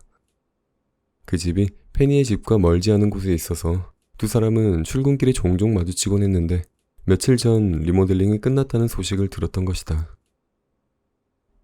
페니 기억하고 있었구나. 맞아. 창문이 마음에 쏙 들어. 큰맘 먹고 창문을 시원하게 냈더니 서쪽의 아찔한 내리막까지 훤히 보이더라고. 정말 장관이야. 날씨가 좋을 때는 특히 더. 그럼 컴퍼니 구역으로 드나드는 출근 열차도 보이겠네요? 근사하겠어요. 그렇지. 내가 노린 게 바로 그 부분이야. 쉬는 날에 집에 벌러덩 누워서 컴퍼니 구역으로 출근하는 사람들을 구경하면 쉬는 즐거움이 2배가 될 거야. 모그베리가 물어봐 주길 기다렸다는 듯 신나서 대답했다. 썸머는 모그베리의 주위가 다른 데로 돌아간 틈을 타서 지겨워진 성형 테스트 카드를 주섬주섬 정리하기 시작했다. 꿈 백화점의 수많은 상점들이 위치한 중심가를 기준으로 남쪽으로는 페니의 집이 있는 주택가가 넓게 조성되어 있었고 북쪽은 산타클로스인 니콜라스가 사는 만년설산, 동쪽에는 야스누즈 오트라와 같은 유명인들이 사는 고급 주택가와 그들의 개인 꿈 제작소가 있었다. 마지막으로는 서쪽에 위치한 곳이 바로 아찔한 내리막이었는데 말 그대로 아찔하게 깎아지른 내리막을 포함해 그 주변의 지역을 가리키는 말이었다. 내리막에서 골짜기를 지나 다시 서쪽으로 가파른 오르막을 오르면 기업 형태로 운영되는 꿈 제작사들이 모여있는 거대한 구역이 나왔다. 지형이 너무 험준하고 다른 방향으로 빙빙 돌아 접근하기에는 너무 멀었으므로 그곳에서 일하는 직장인들은 컴퍼니 구역으로 직행하는 출근 열차를 이용하는 것이 일반적이었다. 열차는 하루에도 수십 번씩 사람들을 태우고 오르막과 내리막이 놓인 레일을 따라 움직였다. 페니, 모테일, 너희는 아직 출근 열차를 한 번도 못 타봤지? 모그베리가 묻자 모테일이 고개를 가로저었다. 전 한 번 타봤어요. 잠옷을 입은 외부 손님은 별다른 확인이 없이 태워준다길래 동네 친구들이랑 시험삼아 잠옷 차림으로 타봤죠. 차장한테 금방 들켜서 뒷덜미를 잡히는 바람에 딱 10초 정도가 끝이었지만요. 컴퍼니 구역으로 가는 출근 열차는 아무나 탈 수 있는 대중교통이 아니었다. 꿈 제작사 면허라든가 구역 안에 있는 회사의 사원증처럼 꿈 산업 종사자라는 것을 증명할 신분증이 필요했다. 그리고 꿈 백화점 직원들 역시 입사한 지 만 1년이 지나야만 꿈 산업 종사자라는 걸 인정받아서 출입증을 받을 수 있었다. 모테일은 근무한 지 만 1년이 훨씬 넘지 않았어? 3층의 썸머가 의아해하며 물었다. 그녀는 정리를 마친 성형 테스트 카드를 전용 케이스에 집어넣고 있었다. 전 작년 여름에 1년을 채웠는데 출입증은 매년 3월이 되어야 일괄적으로 나온다고 해서 여태까지 기다리고 있어요. 페니, 넌 1년을 아슬아슬하게 채웠다고 했지? 어제 딱 1년 됐어. 운이 좋았지. 조금만 늦게 들어왔으면 꼬박 1년을 더 기다려야 했을지도 몰라. 페니가 짧게 한숨을 쉬면서 가슴을 쓸어내렸다. 요 애송이들도 드디어 민원관리국의 매운맛을 보게 되겠군. 가만히 있던 스피도가 불쑥 끼어들었다. 그는 아까부터 초조하게 다리를 떨면서 가져온 파일을 무시무시한 속도로 훑어보고 있었다. 괜한 소리 하지 말고 다리나 그만 떨어, 스피도. 모그베리가 핀잔을 줬다. 괜한 소리라니 모그베리. 컴퍼니 구역 출입증이 나온다는 게 무슨 뜻인지 너도 알잖아. 설마 놀이삼아 열차에 태워주거나 꿈 제작소에 소풍이라도 보내주려고 출입증식이나 만들어주는 거겠어? 그야 그렇지만 벌써 골치 아픈 이야기를 할 건 없잖아. 경험삼아 열차에 타거나 꿈 제작사에 구경 가는 용도가 아니었단 말이에요? 모테일은 두 매니저의 얘기에 큰 충격을 받은 표정이었다. 정말 낙천적이구나 모테일. 스피도 말이 맞아. 너희는 주로 컴퍼니 구역의 중앙광장에 있는 민원관리국에 갈 때 출입증을 쓰게 될 거야. 다른 회사 구경은 못해요? 모테일이 동글납작한 두 손으로 머리를 감싸주며 좌절했다. 다른 제작사 구경은 왜 해? 너희가 들어갈 수 있는 건 민원관리국이랑 기껏해야 바로 위에 있는 테스트 센터 정도야. 민원 때문에 꿈 제작사와 골치 아픈 회의를 할 때 주로 거기서 만나거든. 그런데 민원관리국은 뭐 하는 곳이에요? 페니가 침착하게 물었다. 우리한테 설명을 듣는 것보단 한번 가보는 게 훨씬 나을 거야. 나도 달러구트님을 따라서 처음 민원관리국에 갔을 때가 생각나네. 꿈을 파는 일을 하는 사람이라면 반드시 거쳐야 할 곳이긴 하지만 거긴 될 수 있으면 안 가고 싶은 곳이야. 뭐랄까 마음이 불편해지는 장소거든. 모그베리의 눈꼬리가 침울하게 축 처졌다. 지금까진 하하호호 웃는 사람들만 봤지? 얼른 너희도 민원관리국의 골치 아픈 일들까지 속속들이 알아야지. 그래야 이스피도님이 얼마나 대단한지 깨닫게 될 거야. 작년에 내가 팔았던 낮잠용 꿈에 대해서 접수된 민원들이 이렇게나 많다고. 스피도가 아까부터 보고 있던 두꺼운 파일들을 가리켰다. 스피도, 너 혹시 연봉 협상 때 달러구트님께 보여드리려고 1년 동안 해결한 민원을 정리해 온 거야? 모그베리가 놀라서 입을 딱 벌렸다. 정답이야 모그베리. 내가 얼마나 고생했는지 단번에 아실 수 있게 모조리 인쇄해서 파일로 만들었지. 여기 얼마나 황당한 민원이 많은지 들어볼래?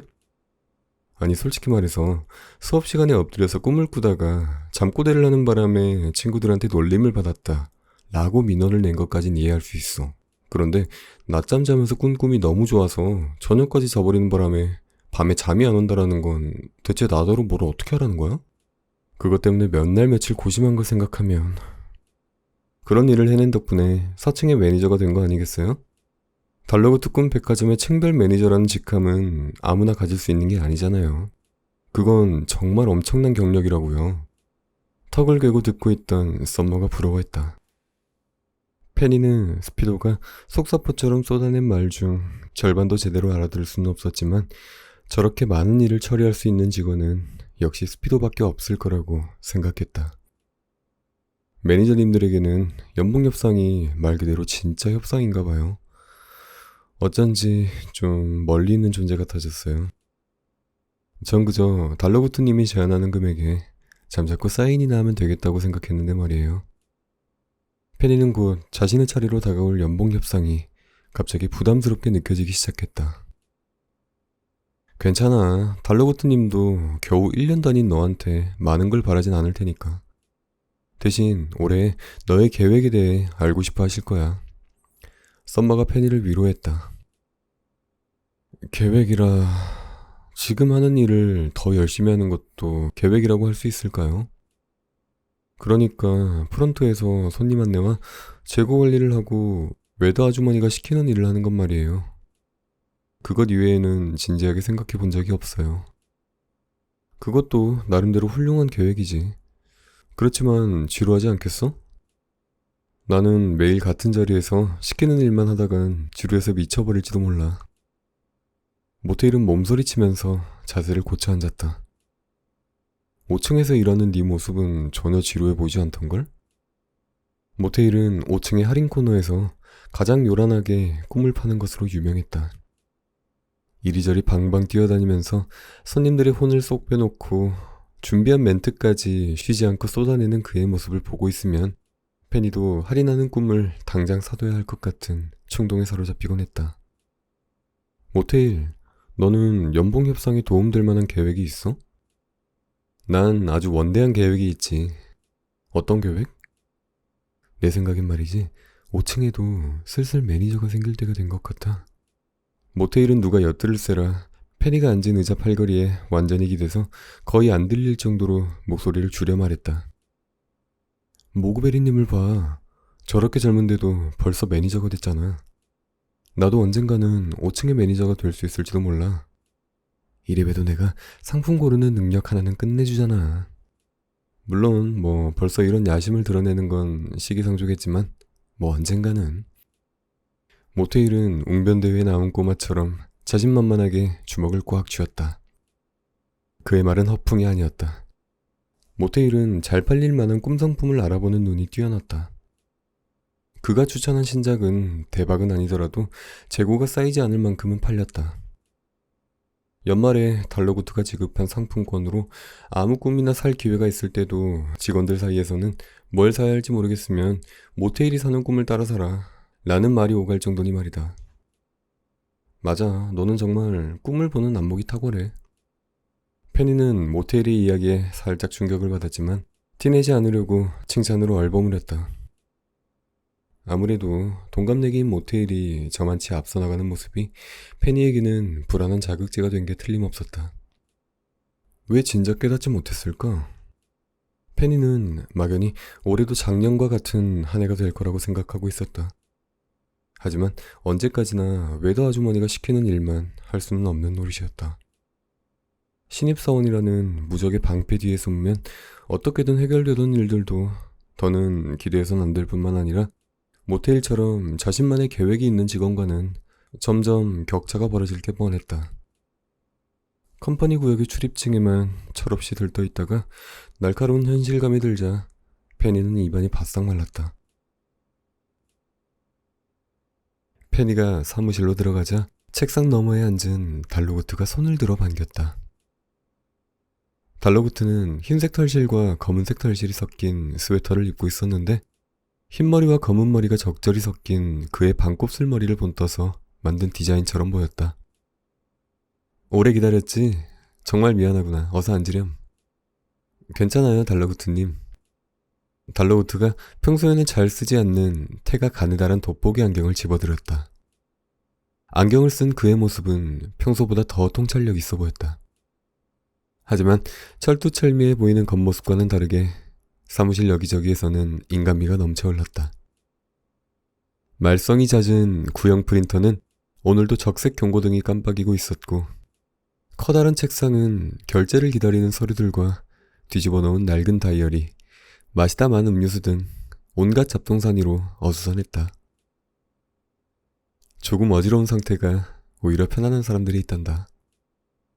달러구트는 페니가 무슨 생각을 하는지 안다는 듯이 태연하게 말했다. 오늘은 심신 안정용 쿠키는 필요 없겠지? 그럼요. 페니가 애써 여유로운 척하며 빙긋 웃었다. 자, 1층 프런트 직원 페니의 첫 번째 연봉 협상이구나. 어디 지난 한 해를 되돌아볼까? 달러구트는 책상 위 어딘가에 있을 페니에 관한 정보가 적힌 종이를 찾기 시작했다. 그는 연필꽂이 밑에 깔린 종이를 빼내다가 팔꿈치로 먹다 남은 음료수병을 쳐서 쓰러뜨릴 뻔했다. 다행히 음료수병을 불안하게 지켜보던 페니가 재빨리 잡아서 병이 넘어지는 걸 막았다. 그리고 한 손으로는 하마터면 젖을 뻔한 낡은 다이어리를 집어들었다. 간발의 차이로 다이어리는 무사했다. 고맙다, 페니. 별 말씀을요. 페니는 다이어리를 다시 책상에 똑바로 올려뒀다. 거칠어 보이는 종이 커버 위에 1999년 꿈일기라고 적혀 있었다. 1999년 꿈일기, 달러구트님 글씨체네요. 꿈일기를 쓰세요? 페니가 이제는 익숙한 달러구트의 글씨체를 한눈에 알아봤다. 아, 이 안에 있는 내용은 내가 쓴 게 아니란다. 표지를 달아서 다이어리처럼 만든 건 나지만 말이야. 이건 외부 손님들이 자고 일어나서 쓴 꿈일기를 내가 간직해두려고 만든 거야. 틈날 때마다 보려고 했는데 오늘도 좀처럼 시간이 나질 않더구나. 달러구트가 미소를 지으면서 다이어리의 겉표지를 검지 끝으로 톡 건드렸다. 외부 손님들이 꿈일기를 쓰신다고요? 드림페이 시스템즈로 손님들의 간단한 후기를 볼 수 있잖아. 이건 그 중에서 유달리 길고 상세한 후기라고 생각하면 쉽겠구나. 꿈을 꾸고 나서 일기를 쓰다니 굉장해요. 평범한 손님들이라면 내용을 기억하기 쉽지 않을 텐데요. 일어나자마자 기억이 사라지기 전에 눈에 보이는 아무 곳에나 기록하는 것 같더구나. 하지만 그런 사람은 드물단다. 그래서 꿈 일기는 참 귀하지. 그래서 이렇게 매년 수집한 꿈 일기를 따로 모아두는 거란다. 우리처럼 손님을 직접 대하는 일을 하는 사람들에게 이보다 귀중한 정보는 없을 거야. 페니는 까마득한 1999년에 손님들이 어떤 꿈 일기를 남겼을지 궁금했다. 하지만 달러구트는 다이어리를 책상 서랍 안에 넣어버렸다. 이야기가 다른 데로 새고 말았네. 오늘은 손님들이 아니라 페니 너에 관해 이야기해야지. 달러구트는 무언가 잔뜩 적힌 종이를 들고 눈으로 먼저 읽어 내려가기 시작했다. 페니는 그가 자신에 대해 어떤 평가를 할지 긴장해서 침을 꼴깍 삼켰다. 어디 보자. 웨더는 네가 제법 믿음직스럽다고 하더구나. 저녁 시간대에 일하는 모두도 너의 일처리가 깔끔해서 마음에 든다고 했고 아무렴 가까운 사람들의 의견만큼 중요한 건 없지. 페니는 안도하며 속으로 웨더 아주머니와 모두에게 감사 인사를 보냈다. 아, 그리고 페니, 너에게 줄 게 있단다. 달로고트가 아래쪽에 있는 책상 서랍을 뒤지더니 페니에게 무언가를 건넸다. 그건 목에 걸 수 있도록 만들어진 작은 카드였다. 달로고트님, 이건... 은은하게 반짝거리는 특수한 재질의 카드 표면 위에 달로구트 꿈 백화점 소속 페니라고 또렷하게 새겨져 있었다. 컴퍼니 구역에 출입증이 나왔네요. 감사합니다. 역시 잊지 않고 신청해 주셨군요. 그야 물론이지. 벌써 가게에서 일한 지 만 1년이 되었더구나. 이로써 너도 컴퍼니 구역에 출입할 수 있게 되었단다. 이제 꿈산업에 종사하는 귀중한 인재로 확실히 인정받은 셈이야. 출입증을 받으면 민원관리국에 가게 된다고 들었어요. 오, 이미 알고 있구나. 1년을 무사히 채운 직원이라면 꼭 가봐야 할 곳이란다. 나름대로 내가 만든 교육 커리큘럼이라고 생각해주렴. 당장 다음 주 월요일에 나와 함께 가자꾸나. 민원관리국은 꿈에 불만이 있는 사람들이 민원을 내는 곳이죠. 스피도님이 얘기하는 걸 들어보니 그런 것 같더라고요. 간단히 말하면 그렇지. 페니, 너는 우리 가게에 한 번도 오지 않은 손님과 단골이었다가 발기를 끄는 손님, 어느 쪽에 집중해야 한다고 생각하니? 우리 가게가 지금처럼 번성하려면 어떤 손님을 모시려고 노력하는 게 중요할까? 새로운 손님을 모셔오는 것도 중요하고, 기존의 손님을 다시 모셔오는 것도 중요하고, 그런데 꼭 단 하나를 골라야 한다면, 달로구트는 가끔 기습적인 질문으로 페니를 당황하게 했다. 그리고 이런 질문을 할 때마다 그의 흑갈색 눈동자에 눈에 띄게 생기가 돌았다. 저는 단골 손님들이 중요해요. 그건 아마 프런트에서 매일 보는 눈꺼풀 저울들과 정이 들어서일 거예요. 일하다 보면 손님들과 함께 있는 것 같은 그런 기분이 들거든요. 페니는 단골 손님들의 눈꺼풀 저울이 매끄럽게 움직이는 모습과 특유의 달각거리는 소리를 좋아했다. 그리고 저울의 추가 움직이고 손님의 수면 상태가 램수면 상태로 바뀌었을 때 곧이어 문을 열고 들어오는 손님들. 눈에 익은 그 얼굴을 보는 순간만큼 반가운 건 없었다. 내 생각도 그렇단다. 그러니까 우리 백화점의 꿈을 좋아해서 단골까지 된 그들이 갑자기 오지 않는 건 굉장히 심각한 문제야. 입이 무거운 손님들은 구구절절 불만을 말하기보다 매섭게 발길을 끊어버리지. 직접 와서 환불 요청이라도 하는 손님은 오히려 고마울 정도란다. 페니는 막심에 트라우마 극복을 위한 꿈을 환불하기 위해 모여들었던 손님들을 떠올렸다. 달로구트는 지금 이 사무실 아래에 숨겨진 불만 접수실에서 그들과 이야기를 나누었다. 이럴 때 우리를 도와주는 기관이 바로 민원관리국이란다. 아무리 꿈을 잘 잊어버리는 외부 손님들이라 하더라도 지겹도록 똑같은 불만이 쌓이다 보면 결국엔 민원관리국을 찾게 돼. 꿈을 샀던 곳에 가서 무작정 따지는 것보다야 그들로서는 훨씬 나은 방법이지. 민원관리국에서는 그런 사실을 데이터로 관리하고 분석해서 관련 상점이나 제작자에게 알려준단다. 그 내용을 확인하고 불만 사항을 적절하게 처리하는 것. 그것이 나와 우리 매니저들의 업무 중 가장 어려운 부분이지.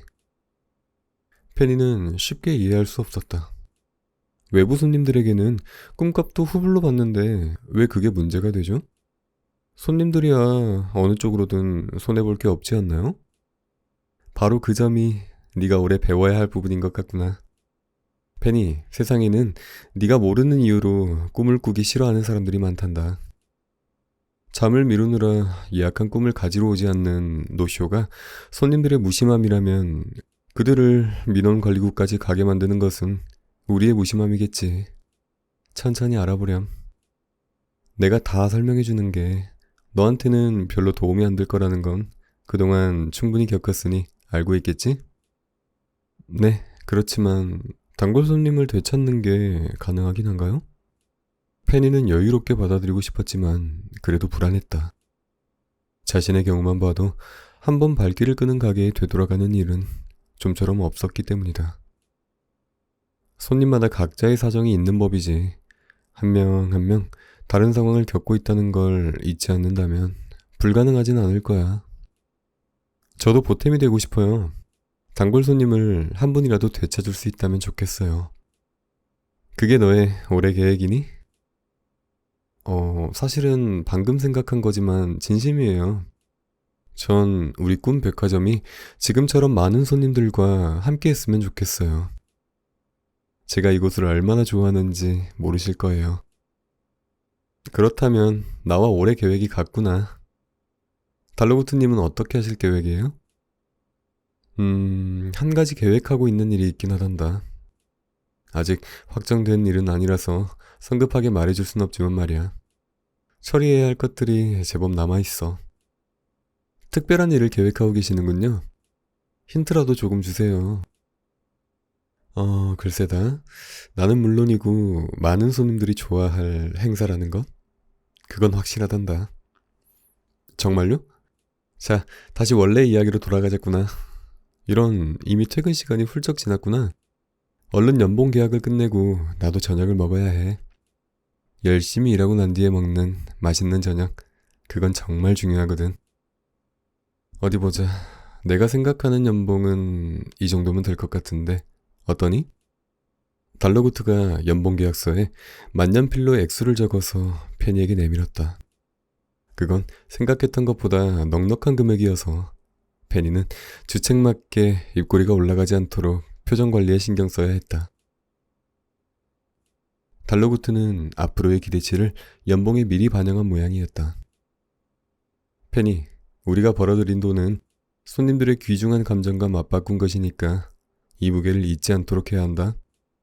페니가 사인을 하는 동안 달로구트가 조언했다. 네, 명심할게요. 연봉계약서 위의 숫자가 마치 백화점을 다녀간 손님들의 수처럼 보이면서 적당한 긴장과 기분 좋은 의욕이 발끝에서부터 찰랑찰랑 차올랐다. 그럼 월요일에 보자꾸나. 아, 잊을 뻔했군. 이것도 같이 가져가렴. 출근 열차 시간표란다. 달러구트가 깨알같은 글씨들이 촘촘하게 적힌 시간표 하나를 내밀었다. 출근 열차의 운행 시간이 분 단위로 표시되어 있어. 7시쯤에 집에서 가까운 정류장에서 타렴. 나는 가게 근처에서 탈 거야. 네, 월요일에 봬요. 페니는 달러구트의 사무실에서 나오자마자 열차 시간표의 깨알같은 글씨들 속에서 집과 가장 가까운 정류소를 겨우 찾아내 빨간색 볼펜으로 크게 동그라미를 쳤다. 시간표 맨 아래에는 주의사항이 굵은 글씨로 적혀 있었다. 출근 열차는 자가용이 아닙니다. 시간을 정확히 지켜주십시오. 페니는 출입증과 열차 시간표를 손에 올려놓고 한참을 쳐다봤다.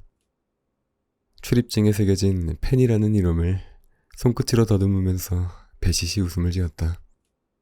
작년보다 더 넓은 세상을 볼 수 있을 거라는 기대와 비로소 완전해진 소속감으로 저녁을 먹지 않았는데도 기분 좋은 포만감이 들었다.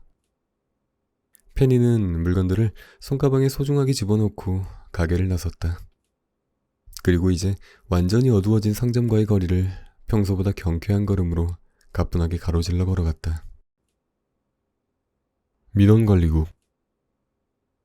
출근 열차는 거칠게 속력을 줄이며 정류소에 딱 맞게 정차했다.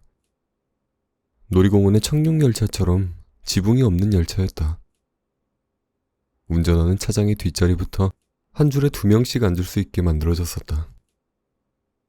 차장이 운전석에 있는 레버를 당기자 허리 높이까지 오는 좌석의 문이 바깥으로 활짝 열렸다. 6시 55분 아드리아의 부엌 정류소를 출발하는 출근 열차입니다. 이 열차는 컴퍼니 구역까지 모든 일반 정류소를 경유하는 열차입니다.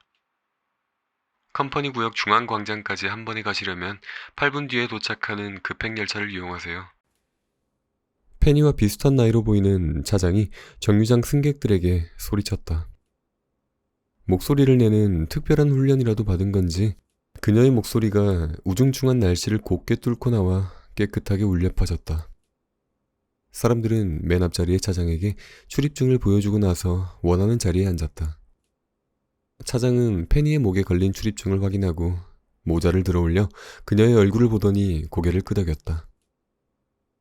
열차의 좌석 중에는 다른 좌석들보다 훨씬 큰 자리가 몇 개 있었는데 등받이에 녹틸루카 전용 좌석이라고 인쇄된 커버가 씌워져 있었다. 페니는 잠깐 고민하다가 차장의 바로 뒤인 맨 앞자리에 앉았다. 축축해. 개방형 열차인 탓에 좌석에 빗방울이 고여 있어 코트의 엉덩이 부분이 젖고 말았다. 비를 막을 수 있는 접이식 가림막이가 있긴 했지만 아직 펼쳐져 있지는 않았다. 차장은 엉덩이가 젖은 승객들이 투덜거리자 그제야 운전석 옆에 뒀던 구부러진 쇠꼬챙이를 무심하게 들어올리더니 보지도 않고 가림막 끝자락을 솜씨 좁게 낚아채서 끌어내렸다. 급행열차를 기다리는 듯한 정류소에 남은 몇 사람을 제외하고 모두가 한 자리씩 차지하고 앉았다. 옆에 누가 앉지 않는다는 걸 확인하고 나서야 다들 편안한 자세로 혼자만의 시간으로 돌아갔다. 페니도 이제 한시름 놓으려는데 갑자기 누군가가 페니의 옆자리를 묵직하게 꿰차고 앉는 것이 느껴졌다. 그 바람에 페니의 하늘색 코트 자락이 불청객의 엉덩이 밑으로 말려 들어갔다. 모테일, 네가 웬일이야? 웬일이긴? 너도 연봉 협상 때 출입증을 받고 달러구트님이 민원관리국에 가자고 하신 거 아니야? 아, 너도 이번에 출입증을 받는다고 했지? 깜빡했네. 일찍 나와서 시간이 좀 남길래 우리 집 근처 정류소에서 여기까지 걸어왔는데 하마터면 양쪽 다 놓칠 뻔했어. 그는 엉덩이를 살짝 들어 코트를 빼낼 수 있게 도와줬다. 모테일이 똑바로 앉자마자 열차가 움직이기 시작했다. 모테일, 민원관리국은 어떻게 생겼을까? 멀리서는 잘 보이지 않아서 궁금해. 가까이서 보면 외관도 엄청 특이하대. 얼른 가보고 싶다.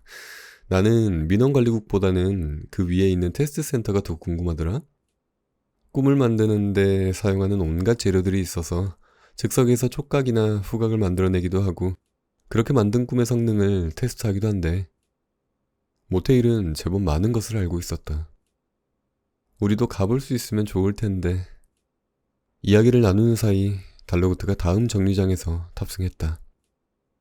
그는 물에 젖지 않는 소재의 반질반질한 코트를 입고 보라색 우산을 들고 있었다. 차장은 달러구트의 얼굴 자체가 출입증이라도 된다는 듯이 그의 출입증은 검사도 하지 않았다. 열차 뒤편의 낯선 남자가 자리에서 일어나 달러구트에게 꾸벅 인사를 했다. 오랜만이군, 네이버. 작년부터 셀링글럭이 제작사에서 일하고 있다는 소식을 들었네. 달러구트는 낯선 남자와 악수를 하고 페니와 모테일의 뒷자리로 왔다. 둘 다 늦지 않고 잘 탔구나. 다행이야. 달러구트가 보라색 우산의 물기를 열차 밖으로 털어내면서 반갑게 인사했다. 달러구트가 자리에 앉으려는데 열차가 출발하려다가 다시 급하게 멈췄다. 그 바람에 달러구트의 몸이 크게 휘청거렸다. 열차가 다시 움직이기 시작했다. 그들은 반대쪽 암벽 위에 있는 컴퍼니 구역으로 가기 위해 가파른 오르막을 올라야 했다. 경사진 암벽을 따라 깔려있는 레일이 마치 2층 침대에 비스듬히 걸쳐놓은 사다리처럼 보였다. 출근 열차는 위쪽으로 경사가 급해지는 구간에서 힘에 부치는 듯 덜덜거리다가 앞으로 나아가질 못하고 멈춰섰다. 차장은 이번에도 마찬가지로 작은 병을 하나 꺼내더니 핸들 옆에 있는 녹슨 마개를 열고 병에 담긴 액체를 모조리 탈탈 털어넣은 후 발치에 있는 깡통에 병을 휙 던져 넣었다. 그러자 열차가 우렁찬 소리를 내며 오르막을 시원하게 오르기 시작했다. 페니는 아마도 그 액체가 자신감이 아니었을까 추측했다. 페니, 모테일, 저 앞을 보렴. 드디어 도착했구나. 어느새 깎아지른 절벽과 암벽 위에 펼쳐진 장대한 경관이 천천히 모습을 드러내고 있었다.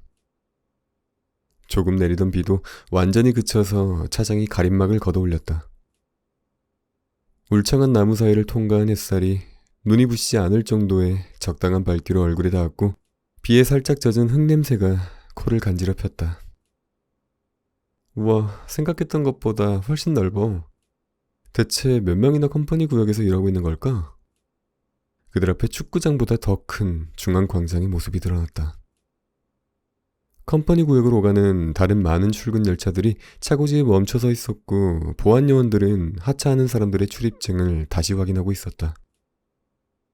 컴퍼니 구역 입구양 쪽엔 엄숙하게 선서하는 자세의 동상이 호위하듯 세워져 있었고 열차가 차고지로 들어가는 길을 따라 짧은 선서문들이 돌바닥 위에 엄숙한 필체로 새겨져 있었다. 우리는 모든 생명의 잠든 시간을 소중하게 갖고 나갈 임무를 부여받은 바 그들의 시간에 경외와 존경을 담아 일할 것을 경건하게 맹세한다. 차고지에 도착하자 열차가 천천히 멈춰서고 차장이 안내방송을 했다. 꿈산업의 중심지 컴퍼니 구역이 도착했습니다. 민원관리국이나 테스트센터, 식당가에 용무가 있으신 분들은 여기서 하차하시어 도보로 이동하시고 각 제작사로 출근하시는 분들은 외곽의 개별 열차로 갈아타십시오. 두고 가시는 물건이 없는지 다시 한번 확인하시기 바랍니다. 열차에 타고 있던 사람들이 하나둘 외투와 가방을 챙겨 내리기 시작했다. 페니와 모테일, 달러구트도 함께 내렸다. 내려서 중앙광장에 발을 내딛는 순간 페니는 자신을 360도로 에워싼 광경에서 눈을 뗄 수 없었다. 그건 모테일도 마찬가지였다. 입구와 차고지를 포함해 정면에 보이는 중앙의 건물부터 외곽의 건물들까지 흔한 디자인은 하나도 없었다. 달러구트 꿈 백화점처럼 고풍스러우면서도 주변 거리와 적당히 잘 어울리는 절제된 디자인과는 거리가 멀었다. 전부 자신의 개성을 뽐내기 바빴다. 중앙으로 가는 길 주변에는 아마도 식당인 듯한 낮은 건물이 여러 군데 있었다. 그리고 중앙 광장에서도 한가운데 독특한 외관을 자랑하는 거대한 구조물이 눈길을 사로잡았다. 달러구트가 앞장서서 걸어가면서 그 구조물을 가리켰다. 자, 우리가 가야 할 곳이 저기란다. 나무 밑동처럼 생긴 곳 말인가요? 저기가 민원관리국이에요? 그렇단다. 그들이 갈 곳이 민원관리국이라는 사실을 몰랐더라면 밖에서는 당최 뭐하는 곳인지 알 수 없었을 게 분명했다. 페니의 머릿속에 있는 여느 관공서의 모습과는 달랐기 때문이다.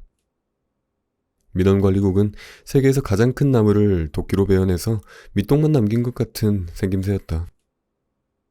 출입구로 드나드는 사람들이 보이지 않았다면 건물인지 알아보기도 힘들 정도였다. 게다가 그 위로 알록달록한 색상의 집채만한 컨테이너가 여러 개 쌓여 있었다. 그건 정말 이상한 모습이었다. 마치 태풍에 휩쓸려 날아온 컨테이너들이 나무 밑동 위에 우연히 떨어진 것 같았다.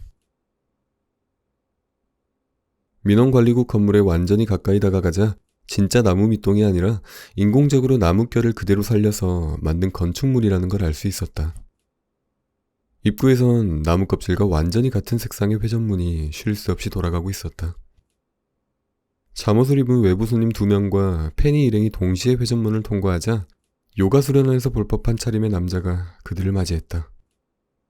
그는 폭이 좁고 차르르 떨어지는 부드러운 소재의 초록색 상하이를 입고 있었다. 작은 풀벌레 한 마리가 그의 손등 위를 살금살금 기어가는 게 보였다. 민원 접수는 이쪽입니다. 찾아오시느라 힘들지 않으셨나요? 직원은 잠옷 차림의 손님들부터 친절하게 맞이했다. 공손한 손짓은 물론이고 100년 묵은 화도 누그러뜨릴 만한 온화한 말투였다. 그는 손님이 저만치 떨어져 다른 직원의 안내를 받는 것을 확인하고 나서야 달러구트의 일행을 돌아봤다. 안녕하십니까 달러구트님. 저는 민원관리국의 팔락이라고 합니다. 제가 안내하겠습니다. 자신을 팔락이라고 소개한 직원은 조금 전과는 달리 딱딱한 말투였다.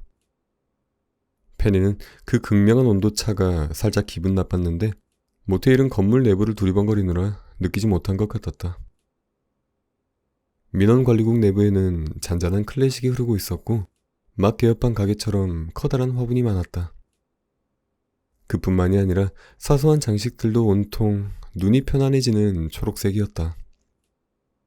이쯤 되면 팔락이 입고 있는 초록색 옷마저 정해진 복장 규정이 아닐까 하는 의심이 들 정도였다.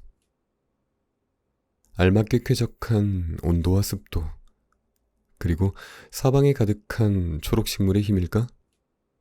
상상했던 딱딱한 이미지의 관공서와는 달리 굉장히 마음이 느긋해지는 곳이었다. 이쪽으로 오십시오. 국장실은 이 구역을 차례로 통과하면 가장 끝에 있습니다. 휴양지에서 볼 법한 숲속의 요가 수련원 같네? 보기엔 괜찮은데? 그런데 매니저님들은 여기 왜 오고 싶지 않다고 했을까? 모테일이 페니의 귓가에 손을 대고 속삭였다. 팔락은 앞장서서 중앙 엘리베이터의 오른쪽으로 걸어갔고 유리문이 설치된 복도 입구에 팻말이 큼직하게 붙어 있었다. 1단계 민원 접수처. 꿈자리가 뒤숭숭하신 분. 1단계 민원이라면 2단계, 3단계도 있어요?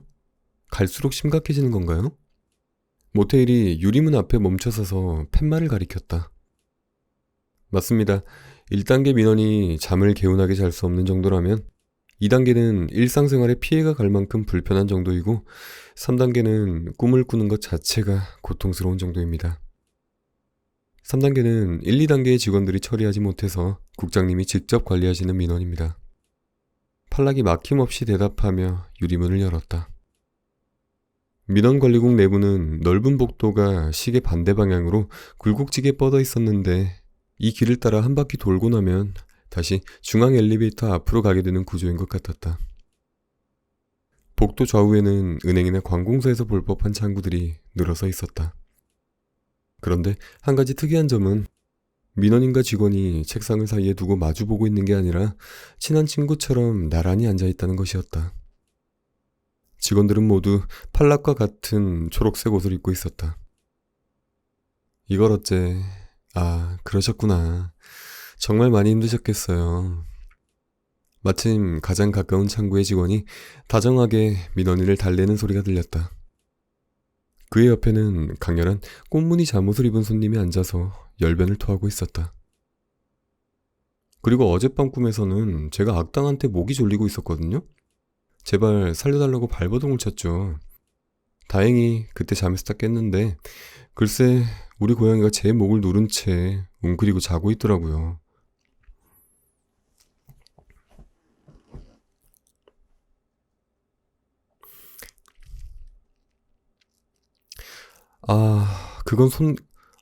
그건 손님의 상황에 맞게 꿈이 바뀌어 버린 경우인데요. 창구의 직원이 한 손으로 이마를 짚고 자기 일처럼 심각한 표정을 지었다. 아마 처음부터 목을 조르는 꿈은 아니었을 거예요. 오히려 손님을 깨어나게 하려고 무의식의 방어 기제를 작동해 꿈의 내용을 손상하는 꽤 흔한 현상이랍니다. 많이 힘드시겠지만 고양이와 자는 공간을 분리해보는 건 어떠세요? 다음 민원 창구에도 또 그 다음 민원 창구에도 자신이 꾼 꿈에 대해 불만을 토로하는 손님들이 가득했다. 어떤 손님은 옆 창구에서 무슨 일인지 쳐다볼 정도로 언성을 높이고 있었다. 제가 요즘 이것 때문에 정말 미칠 노릇이에요. 아침에 자고 일어나서 분명히 욕실까지 걸어가서 샤워를 하고 옷을 입고 신발까지 신고 문 밖을 여유롭게 나서거든요. 그런데 정신 차려보면 글쎄 아직도 자고 있었던 거예요. 그래서 늦었다 큰일 났다 싶어서 다시 씻으러 가요. 그런데 샤워기를 틀었는데 어쩐지 물 맞는 느낌이 개운하지가 않은 게 정신이 번쩍 드는 느낌이 없어요. 이상하다 싶었지만 열심히 씻고 또 씻다 보면 역시나 그것도 또 꿈이고 이렇게 10번 가까이 준비만 하는 꿈만 꾸다가 창고의 직원은 그가 하는 이야기를 열심히 받아 적으면서도 안절부절 못하면서 매뉴얼을 살폈다. 신입 직원인지 보는 사람이 식은땀이 날 정도로 당황한 기색이 역력했다. 여기 있으니까 죄 지은 사람이 된 것 같아. 모테일은 시무룩한 목소리로 중얼거리며 그렇지 않아도 둥그런 어깨를 더 둥글게 움츠리고 걸었다. 그들을 안내하는 팔락은 뒷짐을 지고 엄청나게 느리게 걷고 있었다. 페니는 자칫 그의 발 뒤꿈치를 밟게 될까봐 바닥을 보고 걸었다. 달러구트는 제일 뒤에서 묵묵히 따라 걸으며 걸음을 재촉하지도 뭐라 말을 하지도 않고 있었다. 창구를 수십 개 지나자 2단계 접수처로 통하는 유리문이 나왔다.